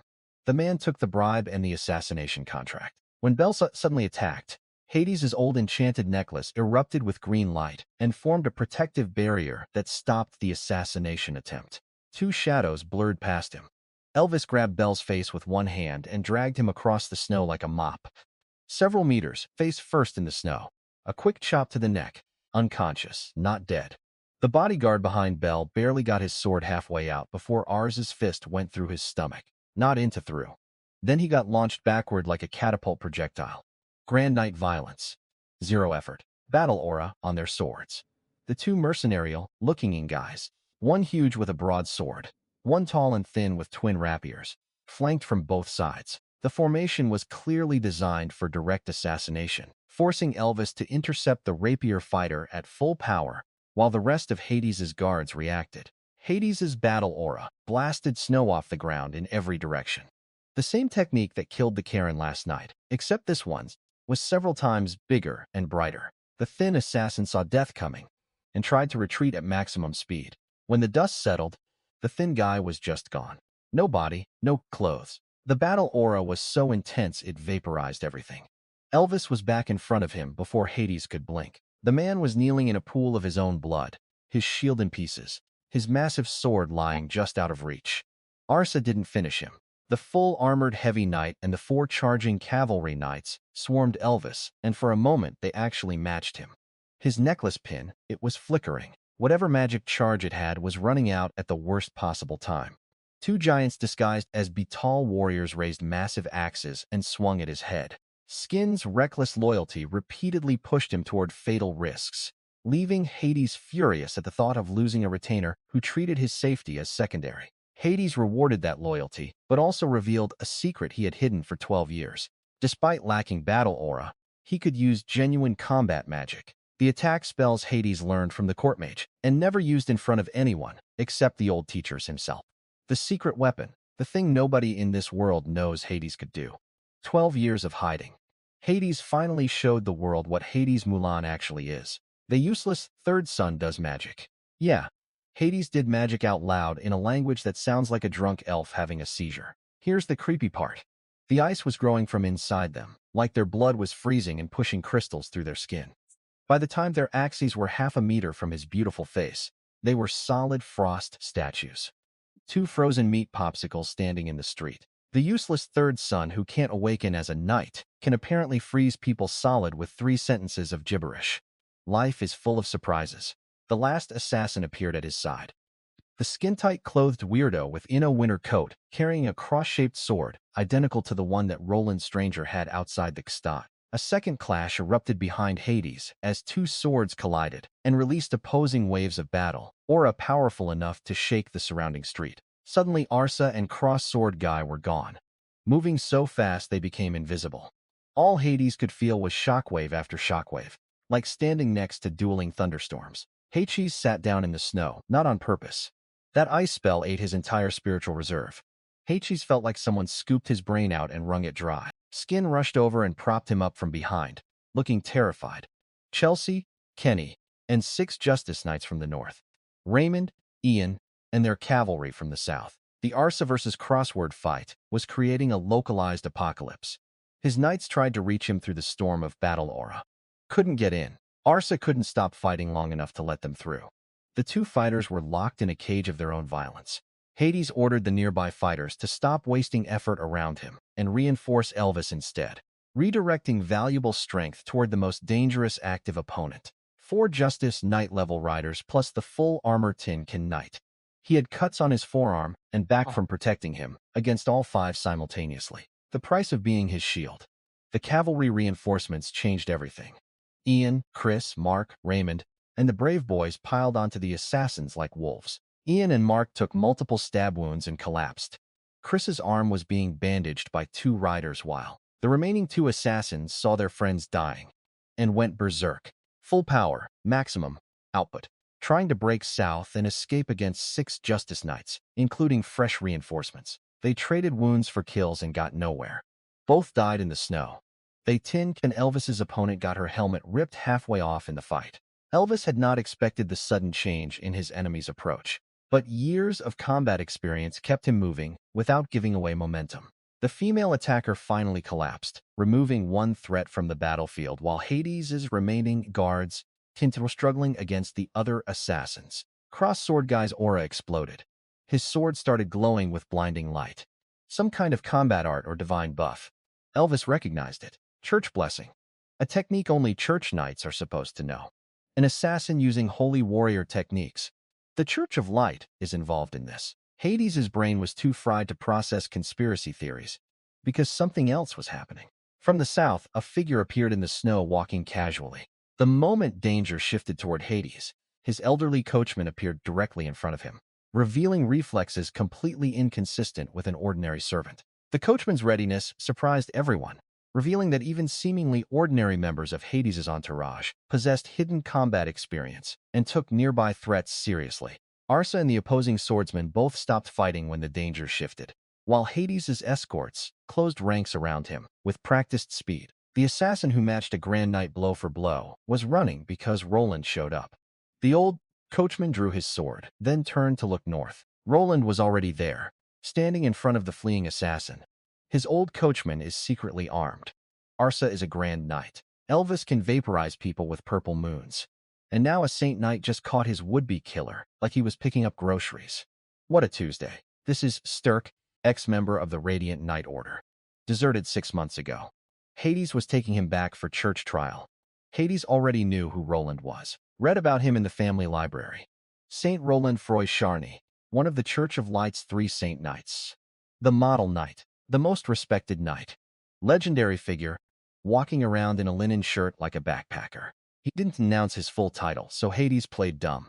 The surviving representative apologized for Sturk's involvement in the attack, trying to separate the wider organization from one operative's decision before retaliation expanded further. Just deliver the badge to the holy city. A Saint Knight owes him a favor. Hades almost got murdered and came out with a legendary IOU. Once the immediate danger ended, Hades finally allowed exhaustion to take over and collapsed against Skin. After keeping himself functional through the entire crisis, Hades slept for an entire day. Barbara and Eileen took shifts nursing him. For once, Hades didn't mind. Meanwhile, Elvis managed the aftermath. The gate assassin, the psycho woman who carved on his guard's face, cracked under interrogation that same night. 1,000 years ago, there was one assassin Brotherhood. The original Brotherhood operates in the CS Empire. Still follows the old code of never killing innocents. No good or evil. No right or wrong. No restrictions on targets. Just money. The armored female knight stayed silent, held to her code. Priorities were keeping him alive and getting to the capital on time. When Hades woke up, Barbara and Eileen were hovering over him like worried helicopters. Hades ordered proper mourning for the dead, thanked the survivors, promised repayment against their enemies, and left Skin and Elvis to control the aftermath. Heck up. They leave in 30 minutes. Then Hades turned to Mark. Original plan continues. After repeated betrayals and assassination attempts, Hades changed strategy and accepted that excessive gentleness only gave determined enemies more time to reorganize. Everyone in unison. Casualties. 7 cavalry dead. 5 brave knights dead. The dead would be sent back to Moonlight Fortress for proper burial. Hades gave Skin his orders from the carriage as they rode out. Send the 2 fake beetle corpses to Moonlight Fortress. Have actual beetle warriors trace their origins on Beetle Island. 2 mercenaries that distinctive shouldn't be hard to find. Ask his father to handle the church angle. Extract everything, then execute. And Belle, don't torture him. Just wait until he sees his own family. Weasels always do when their loved ones are involved. Skin scribbled notes while Hades dictated. His butler is taking assassination, follow-up instructions like a secretary taking meeting minutes. This is his life now. The gentle approach is officially over. From now on, problems get solved the fast way. Hades replayed the whole attack in his head. The intel from interrogations, the tactical breakdown, all useful, all important. But what kept hitting him was the faces. 7 armored cavalry in all of Eagle territories. 2 million people. There are only 2,000 of these elite riders. They were 1 in 1,000. They were someone's son, someone's brother, someone's hope. 2 days ago, they were laughing, riding, alive. Now their bodies under sheets, in the snow. Hades had hung criminals from trees. Hades had frozen assassins into popsicles. Dad's anger makes his look like a candle next to a forest fire. The moment Dad received the magical emergency report in the capital, he went nuclear. The trail led to the Iberia Mercenary Company, based in the Lublin Alliance, a cluster of free cities in the Empire's east that operate like semi-independent city-states. They pay extra taxes for the privilege and serve as a haven for escaped slaves, which led to registration fees, which led to guilds, merchant guilds, craft guilds. Key detail: 2 of their mercenaries were identified among his assassins. The big broadsword guy and the thin rapier specialist. His father's response: he sent Hawk, the knight who stands outside Dad's study door and never speaks. The guy Hades had seen maybe 10 times in his life, and know almost nothing about that Hawk. Wiped out 0 survivors. Their cavalry camp outside El City, raided by dozens of knights. At midnight, half their cavalry destroyed. Every Iberian knight stationed in outlying towns went silent. The mercenary commander, a 50-year-old veteran who's seen everything, Hawk walked into the mercenary guild headquarters in Love City alone. At the Iberia mercenary headquarters, Hawk calmly sat before Guildmaster Roger, after defeating the fighters around him with almost insulting ease. Roger quickly abandoned arrogance and asked what Hawk wanted, realizing the stranger had invaded a fortified mercenary base without treating anyone there as a threat. Hawk identified himself as a Mulan retainer from Eagle territory and explained that Iberia mercenaries had become involved in an attack on the Count's favored son. Roger wiped sweat off his forehead. He's a big shot in this region, but big shots know exactly how big the bigger shots are. The Mulan family, Golden family tier, military powerhouse, the kind of people who make entire kingdoms nervous.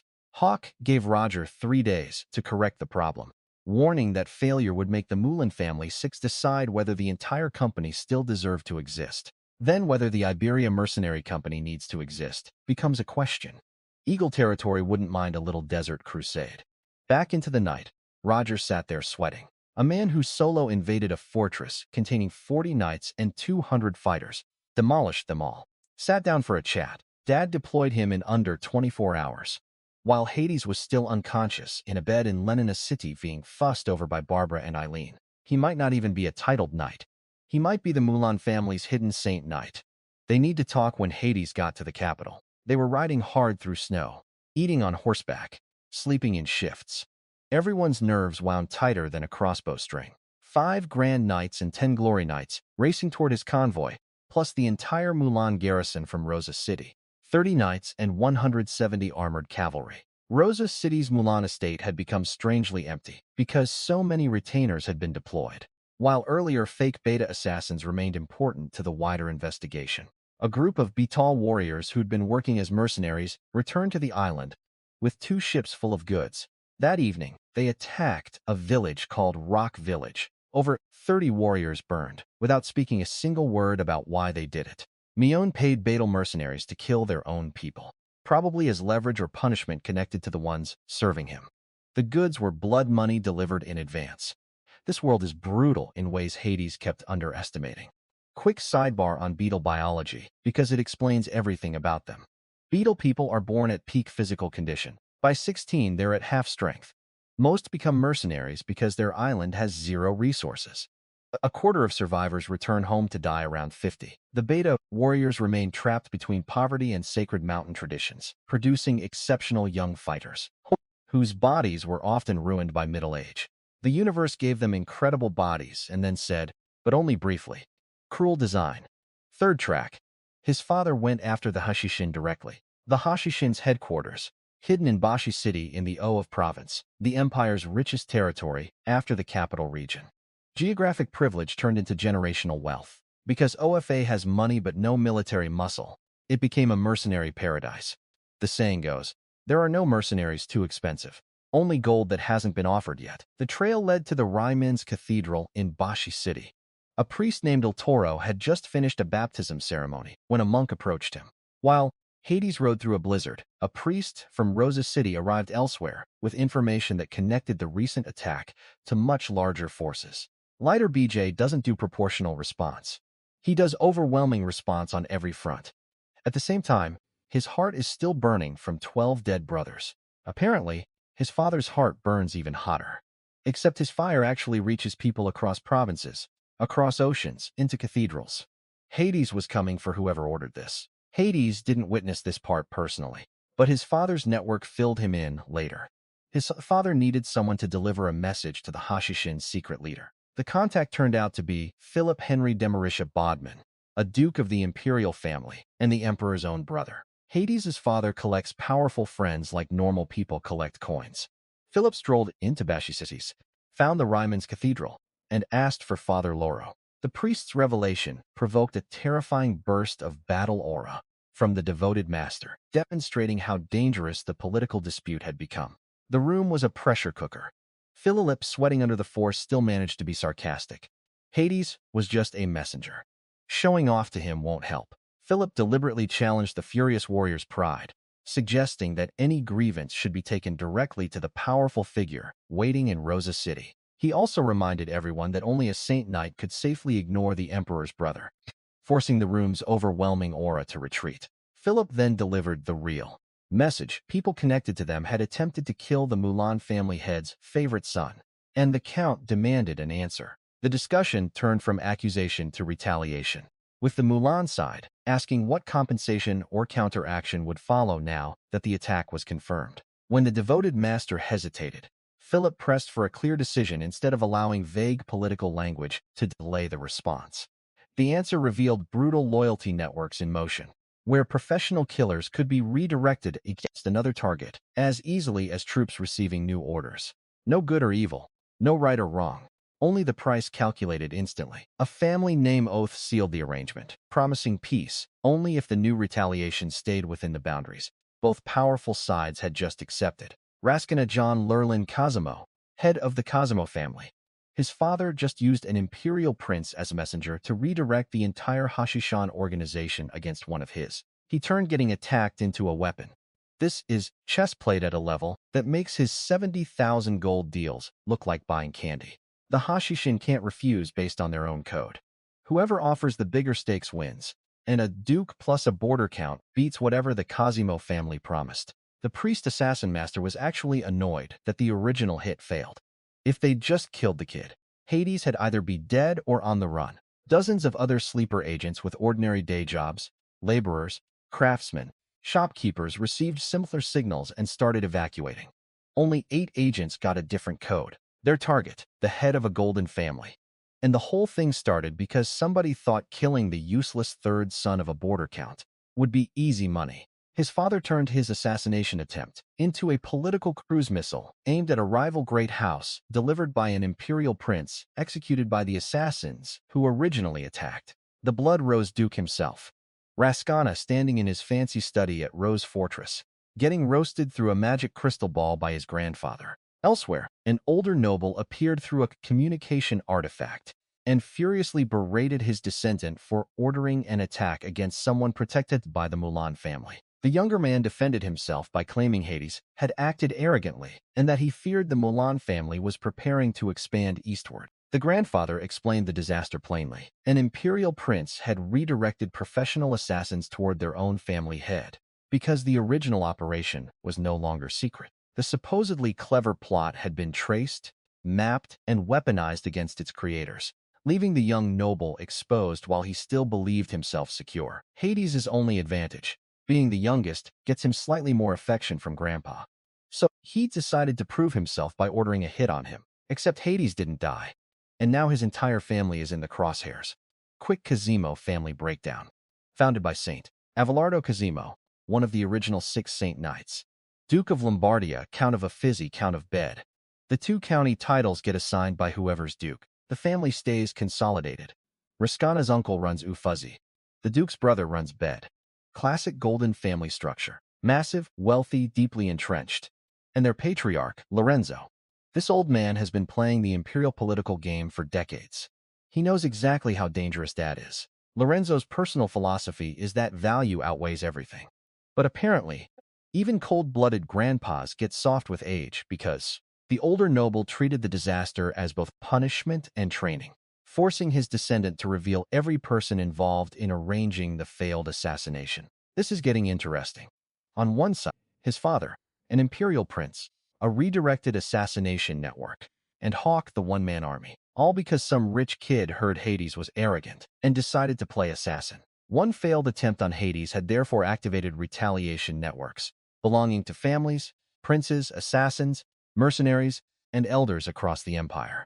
Rascana, the Cosimo brat who ordered his hit, was confessing to Grandpa Lorenzo through a magic crystal ball, a church defector hidden in Cosimo territory who went solo to Peg, a Hashishin assassin drawn by a southern noble's bounty. That noble conveniently committed suicide afterward. Rascana finished his report, looking proud of his untraceable network. Someone else gathered all these scattered groups together and orchestrated them into a coordinated attack. It was triggering war between the Mulan and Cosimo families or bigger, creating chaos across the entire empire. Whether Hades lived or died was irrelevant to the puppet master. Decades of elite education had still failed to protect one experienced noble from being manipulated as a political tool, without understanding who was directing him. Outside, their knights were making awkward small talk. Lorenzo's man Strolro and Dad's Shadowhawk sitting in a garden hallway chatting about nothing. Their butlers, Lorenzo's Zenobi and Skin's father, Dion, standing in complete silence outside the meeting room. 0 words exchanged inside. Pure political theater at the highest level. Lorenzo and Hades' father both recognized signs of a larger conspiracy, though neither trusted the other enough to dismiss the possibility of deliberate manipulation. Cold.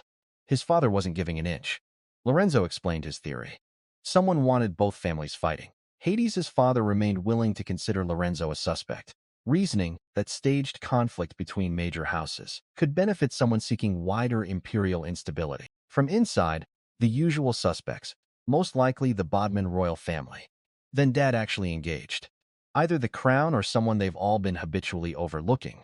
Lorenzo nodded. Even compensation negotiations reflected the balance between 2 old power centers, each treating the other as an equal capable of escalating beyond a private dispute. The elders ultimately agreed that younger members should settle their own conflicts without automatically dragging entire families into every personal feud. That agreement came too late to stop everything already moving, because professional assassins had been redirected before the senior negotiators reached terms. Oops, already happened. Can't unring that bell. Lorenzo didn't flinch. The Cosimo family has capable young people too.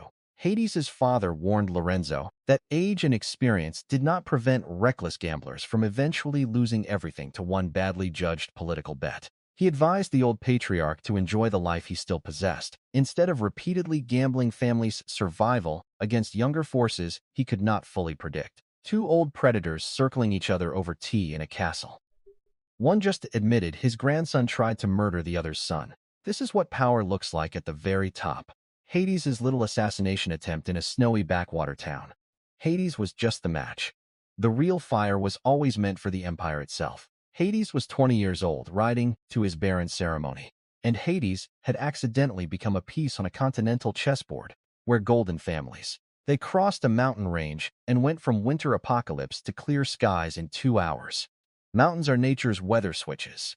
15 days since the assassination. Knights from Eagle territory in the capital. Nearly 300 riders in his convoy now. Hades went from frontier lord with a carriage to small army on the move. Hades looked out the window as they passed Red Maple Town, the tavern where Hades accidentally met Oleg and Dina all those months ago. No, it doesn't. Something changed in him during that walk in the snow back in Lena.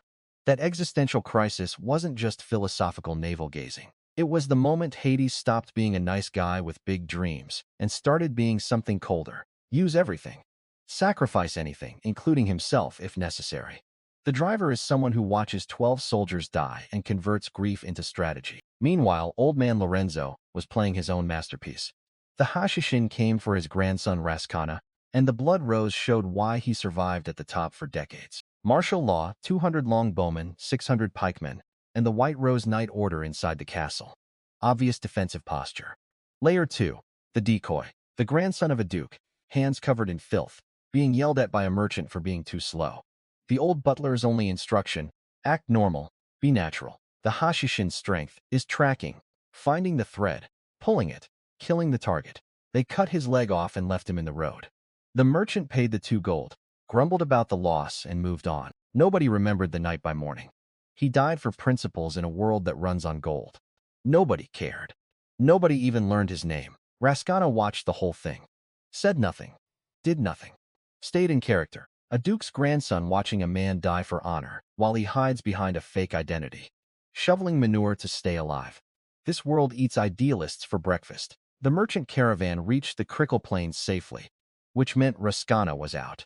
The Hashishin had lost the trail. So they did the only thing left. 8 Hashishin elders, the last true believers in the old code, plus their most promising young member, attacked the castle head-on. Every old guard Hashishin, who truly believed in the creed, was now dead. He was the last remnant of the original organization. His mind settled on an image, a young man different from everyone else he'd met, and he'd made a decision to come here to Moonlight Fortress. The leader of the Hashishin assassination network just moved into his territory voluntarily after his entire old guard killed themselves attacking the Chemo family on a contract that Hades was riding to his Baron ceremony, while the continent's entire shadow war restructures itself around his existence. Hades used to want everyone to eat enough and live with dignity. Hades still do, but now Hades understand the price. Hades's emerging philosophy became simple. First, become impossible to stop, then become dangerous enough to fear, and only afterward attempt meaningful reform. Step 2. Build an army. Step 3. Everything else. Let's go. Rascana's escape ended in the most ridiculous way possible. The Duke's grandson spent weeks shoveling horse manure, sleeping in shacks, and being yelled at by a spice merchant. 3 days before Hades understood the full chain of events, Rosa City had already become the stage for decisions made without his knowledge. Hera City, the Knights, the forging, the assassination, the magic Hades used. His father listened quietly, watching him with an expression Hades couldn't fully read. At one point, Hades thought he missed his mother. His eyes went somewhere else for a second. Then he snapped back and told his side. Hades' city. His father called it a gift. Hades said what's yours is his. What's his is the family's. He doesn't want him in the power game, But he's also terrified Hades had be too soft to survive without him. Hades slept until noon the next day. First time in months, Hades didn't wake up to Barbara trying to crawl into his bed, or Eileen lecturing him about mourning. Blissful silence. Hades walked to the balcony, stretched, and looked at the garden. The same gardener, trimmings, the same bushes. Same maids bustling around. Same garden standing post 9 months away. And nothing changed here. But Hades changed. Hades used to be a carriage rolling down the road with no destination. Every detour, every stop, Hades was still heading toward it. Poor guy came running because his father had been testing him non-stop since they arrived. Dion Skin's dad's head butler, is apparently a legendary figure. 70 years ago, Skin's great-grandfather was a horse handler in Long River Town. That's the entire family fortune. He sent one son, Baron, to the Eagle Territory Cavalry Corps. Baron awakened as a knight. Got his own knight's domain by 50. Hades' son Dion became friends with a boy named Wright in the Mulan family castle. Skin's 4 sisters married barons and knights. Skin, he's being groomed as Dion's successor, the next generation's butler, who is a noble. Now stop moping and take him shopping. They took the carriage toward Victory Gate, a massive redstone arch on the river island, built 500 years ago, when the Empire's armies marched through to celebrate there. The capital's checkpoint system controlled movement between inner and outer districts with passes and time limits, creating surprisingly organized traffic management inside a medieval city. On the first day of December in Imperial Year 497, Hades' carriage moved south through Victory Gate, while another important carriage traveled north. One had the wolf crest of the Mulan family. The other had a blazing rose, the Cosimo emblem. And there he was, Raskin Cosimo, the guy who ordered his assassination. Their eyes met. Hades looked at the man who tried to kill him. He looked at the man who survived. 2 carriages, 2 families, 500 years of history, passing each other under an arch built to celebrate victory. No words were exchanged, just a look. The 12 dead soldiers, the frozen assassins, the purple moon slash, the Hashishin elders burning in Rose Fortress. All because this pretty boy thought Hades was an easy target. The moment ended, but they both know this is far from over. Round 1 was his. Let's see who wins the war. South bank of the West River. Winter in Rosa City. Which is why a cluster of obviously northern merchants were standing on the dock complaining about everything. If the North had year-round shipping, his profits would double. Hades rode light from Tuan City and nearly died. Full merchant convoy in winter. Northern merchants explained that distance destroyed their competitiveness because transport costs erased up low production prices before goods ever reached the wealthy capital market. Hades accepted practical complaints, but ended disrespect quickly because the Mulan name still carried enough weight to silence merchants who forgot the hierarchy around them. Kofi has assembled this crew on his orders. What Hades got was 17 merchants. 12 already here, 5 more incoming. Kofi either misunderstood some or wanted to impress him. Small fish in the Imperial Ocean, but absolute sharks in their local ponds. Each one dominates 1 or 2 product categories in their region. Scale that down to a single province or city. They're monopolists. Put them together under one umbrella. That's a trade network spanning half the empire. Hades' wolf crest carriage pulled up at the riverbank. Skin helped him down. Old Belair was driving as always. Oh, Belair, his mysterious coachman. Me young knight even wanted to challenge him to a duel to test his strength that got shut down fast. Hades asked Dad about him that first night back. His father's answer suggested Belair might be far more formidable than appearances showed, especially if Moonlight Fortress eventually matured into another Eagle territory. His father won't elaborate, and Belair just smiles and drives the horses. Not magic, not his pocket dimension, not his potion brewing. It's the fact that Hades treat people like people. It's just how Hades was raised. Nobody's told him this is unusual, because nobody thinks to mention it. They just feel it. Skin feels it. Arsa felt it hard enough to pledge his life. Alvin, Elvis, Ian, Elena. The battle warriors, Oleg. Every single person around him gravitates toward this one invisible quality. Back in his old world, they had a saying, sincerity is the ultimate cheat code. And another one, a warrior dies for the one who truly knows him. Cheesy. Everyone, welcome to the capital. Thanks for making the journey. The merchants beamed. Compliments poured out of them like someone uncorked a barrel of flattery. Every nice thing they'd saved up for a lifetime got deployed at once. Some were genuinely moved by meeting him. They're all here to make money. Kofi started introductions. Garland, biggest iron ore merchant in Twin City. His previous mineral and tool shipments came through him. Zorber supplies 80% of all grain, furs, and timber to Count Krebs's territory. Joliv runs 30 small freight convoys between the S and Golden Pillar provinces. Nature runs half the slaves and gladiator arenas in Boulder City, Colin Province. And then this is Cece. Her family are famous weapons dealers from Torlin Province, one woman among a dozen burly northern merchants. Hades greeted her with extra courtesy because manners. "Oh, hello, Miss Sini." The guys all laughed. Sini didn't blush or act shy. "Continue, Kofi," the merchants howled. Sini looked pleased with herself. Could go either way. 17 merchants, iron, grain, timber, herbs, ships, freight, weapons, slaves, and one woman who shoots first and asks questions never. Hades took his companions through the capital's southern shopping districts, partly for enjoyment and partly to observe commercial conditions before the upcoming negotiations. The inner one is too expensive. Even Hades could not afford that place. Everyone laughed. Good. Relaxed merchants make better business partners than nervous ones. They loaded into carriages. His with the wolf crest. Theirs rented from local carriage services.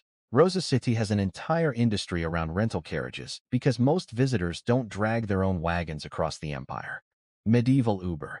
Very efficient. They rolled through the outer south quarter, and Hades gave everyone the tourist experience. Cargo wagons and pack horses, clogging every road.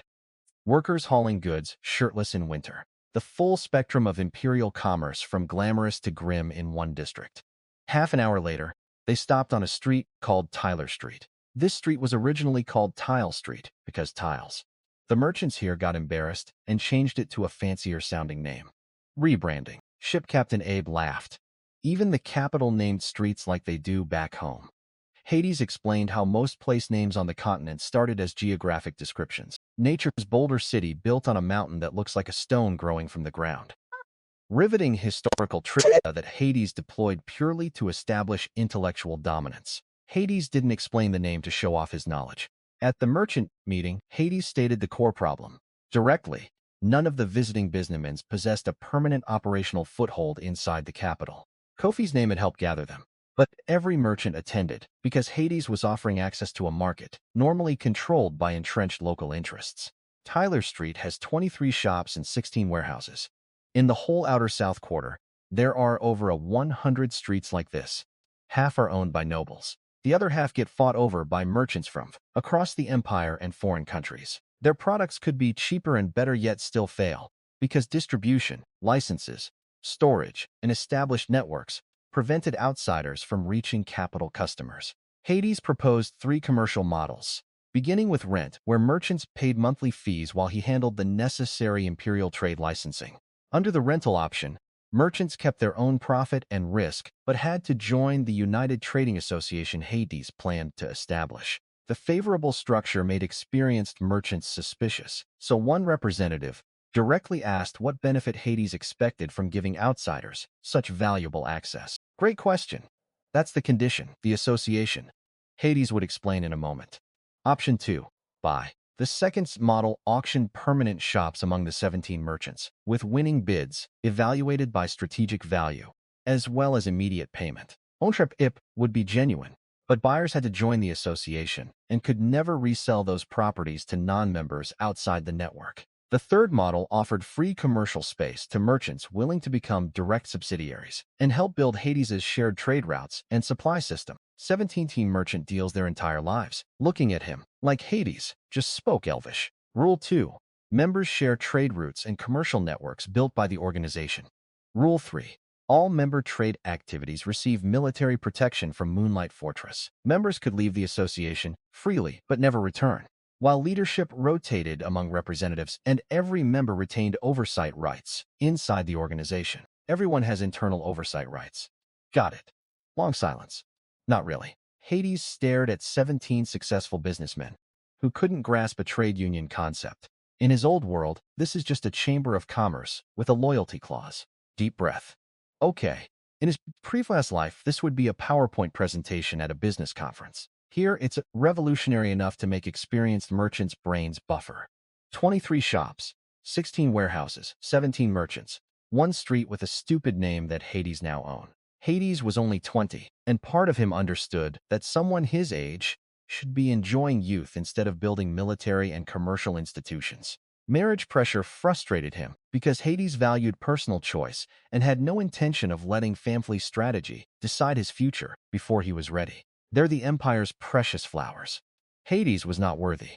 Barbara and Eileen were watching from the side, adding fuel to the fire with maximum enjoyment. Skin was standing behind him, mouth twitching, desperately trying not to laugh. Then Skin, his butler, his childhood friend, his supposed ally, betrayed him, sir. It's just one street, 300,000 gold, a 100 cavalry, 500 northern horses, 5 wagons of medicine, 20 ancient texts, 1 earth-tier combat art. Back home, Hades' growing territory was already visible on new maps, and Moonlight Fortress appeared far larger than outsiders had expected from the abandoned frontier. After confirming the banquet schedule, Hades redirected his irritation toward Barbara and Eileen, who clearly found his discomfort with matchmaking extremely entertaining.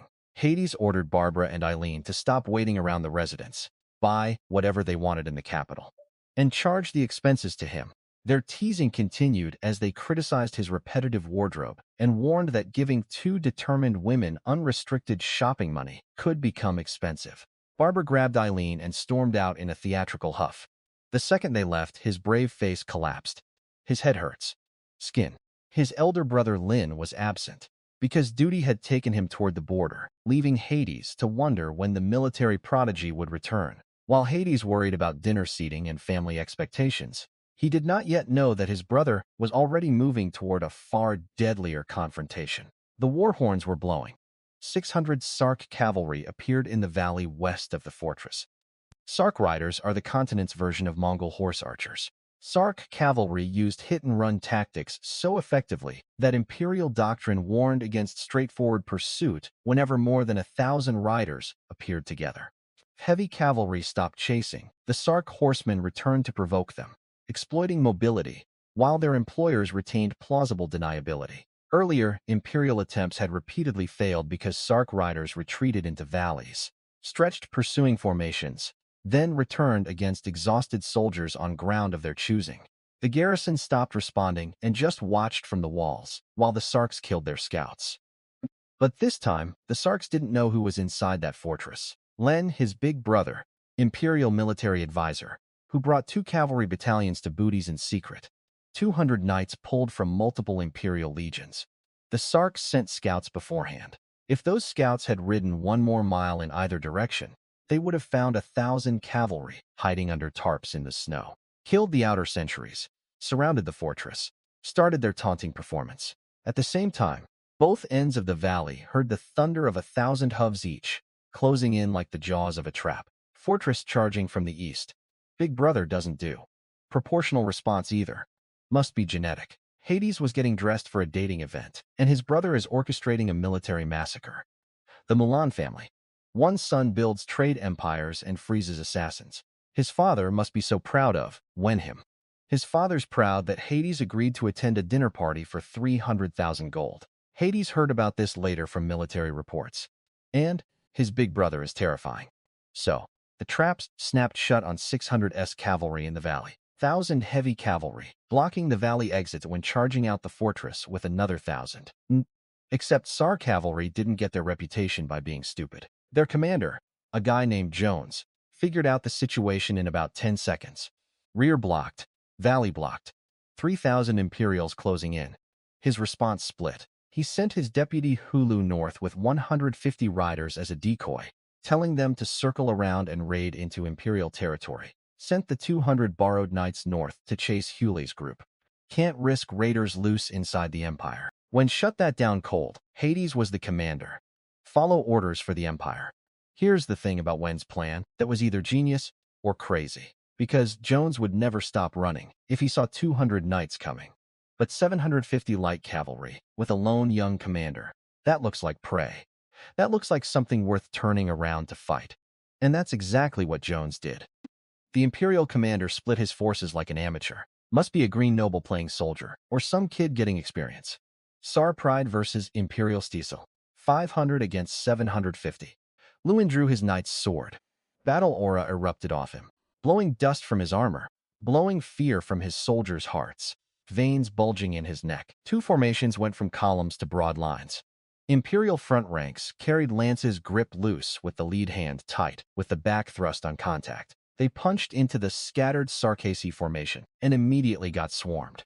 Then the saber cavalry crashed in behind them, and the whole thing dissolved into a meat grinder. In the dark on a freezing plain, a Sark rider slashed an Imperial cavalryman's neck. The Sark, who'd made the kill, turned looking for another target, and found a blood-soaked knight's sword already at his eyeballs. Others bolted screaming into the darkness.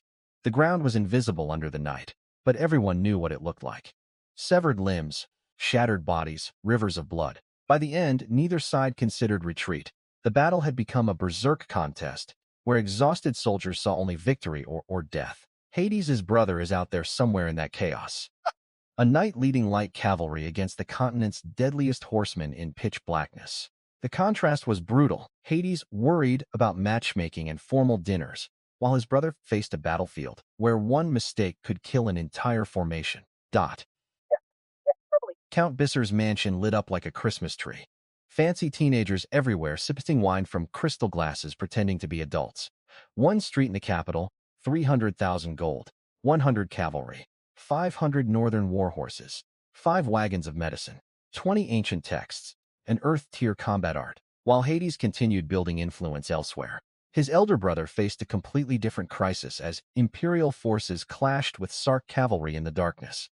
The battle had become a brutal test of endurance, command, and loyalty, with exhausted riders struggling to hold formation against relentless enemy pressure. Hades' brother understood that retreat could expose larger Imperial positions, so he kept the remaining cavalry together, despite mounting losses and collapsing visibility. Night swallowed the wasteland, turning every charge into confusion where banners, hoofbeats, screams, and scattered signals were often the only guides soldiers possessed. The Sark horsemen repeatedly pressed their advantage, forcing the Imperial cavalry to counterattack.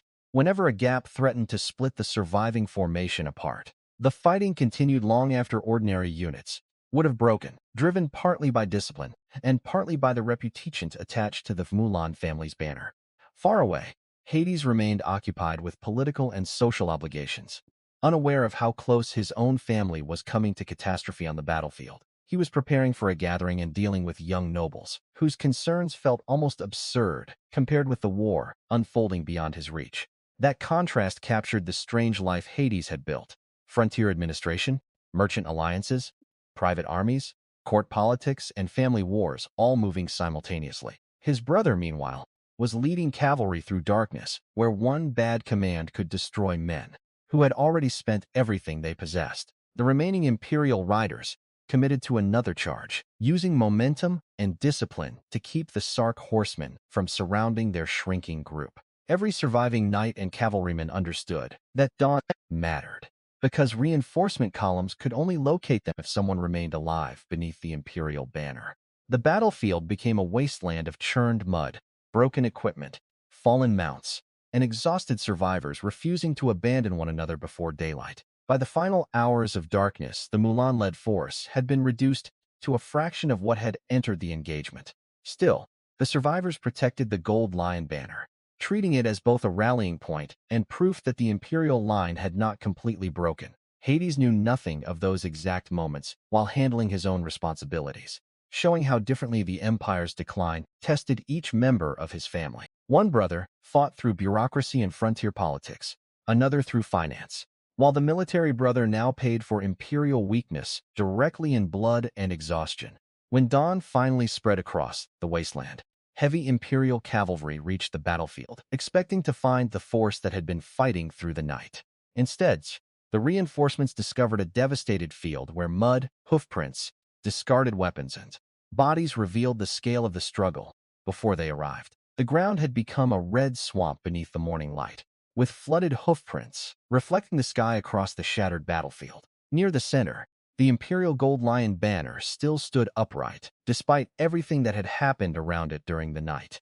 Only a tiny cluster of survivors remained beneath that banner, leaning against one another, because none had enough strength left to stand independently. Their survival proved that the formation had held long enough for reinforcements to reach them, though the cost had been almost unimaginable. The imperial decline Hades feared was no abstract political theory anymore. His own family was now paying for weakened institutions on an active battlefield. As dawn settled over the wasteland, the heavy cavalry found only 7 or 8 exhausted survivors beneath the mud-stained gold lion banner.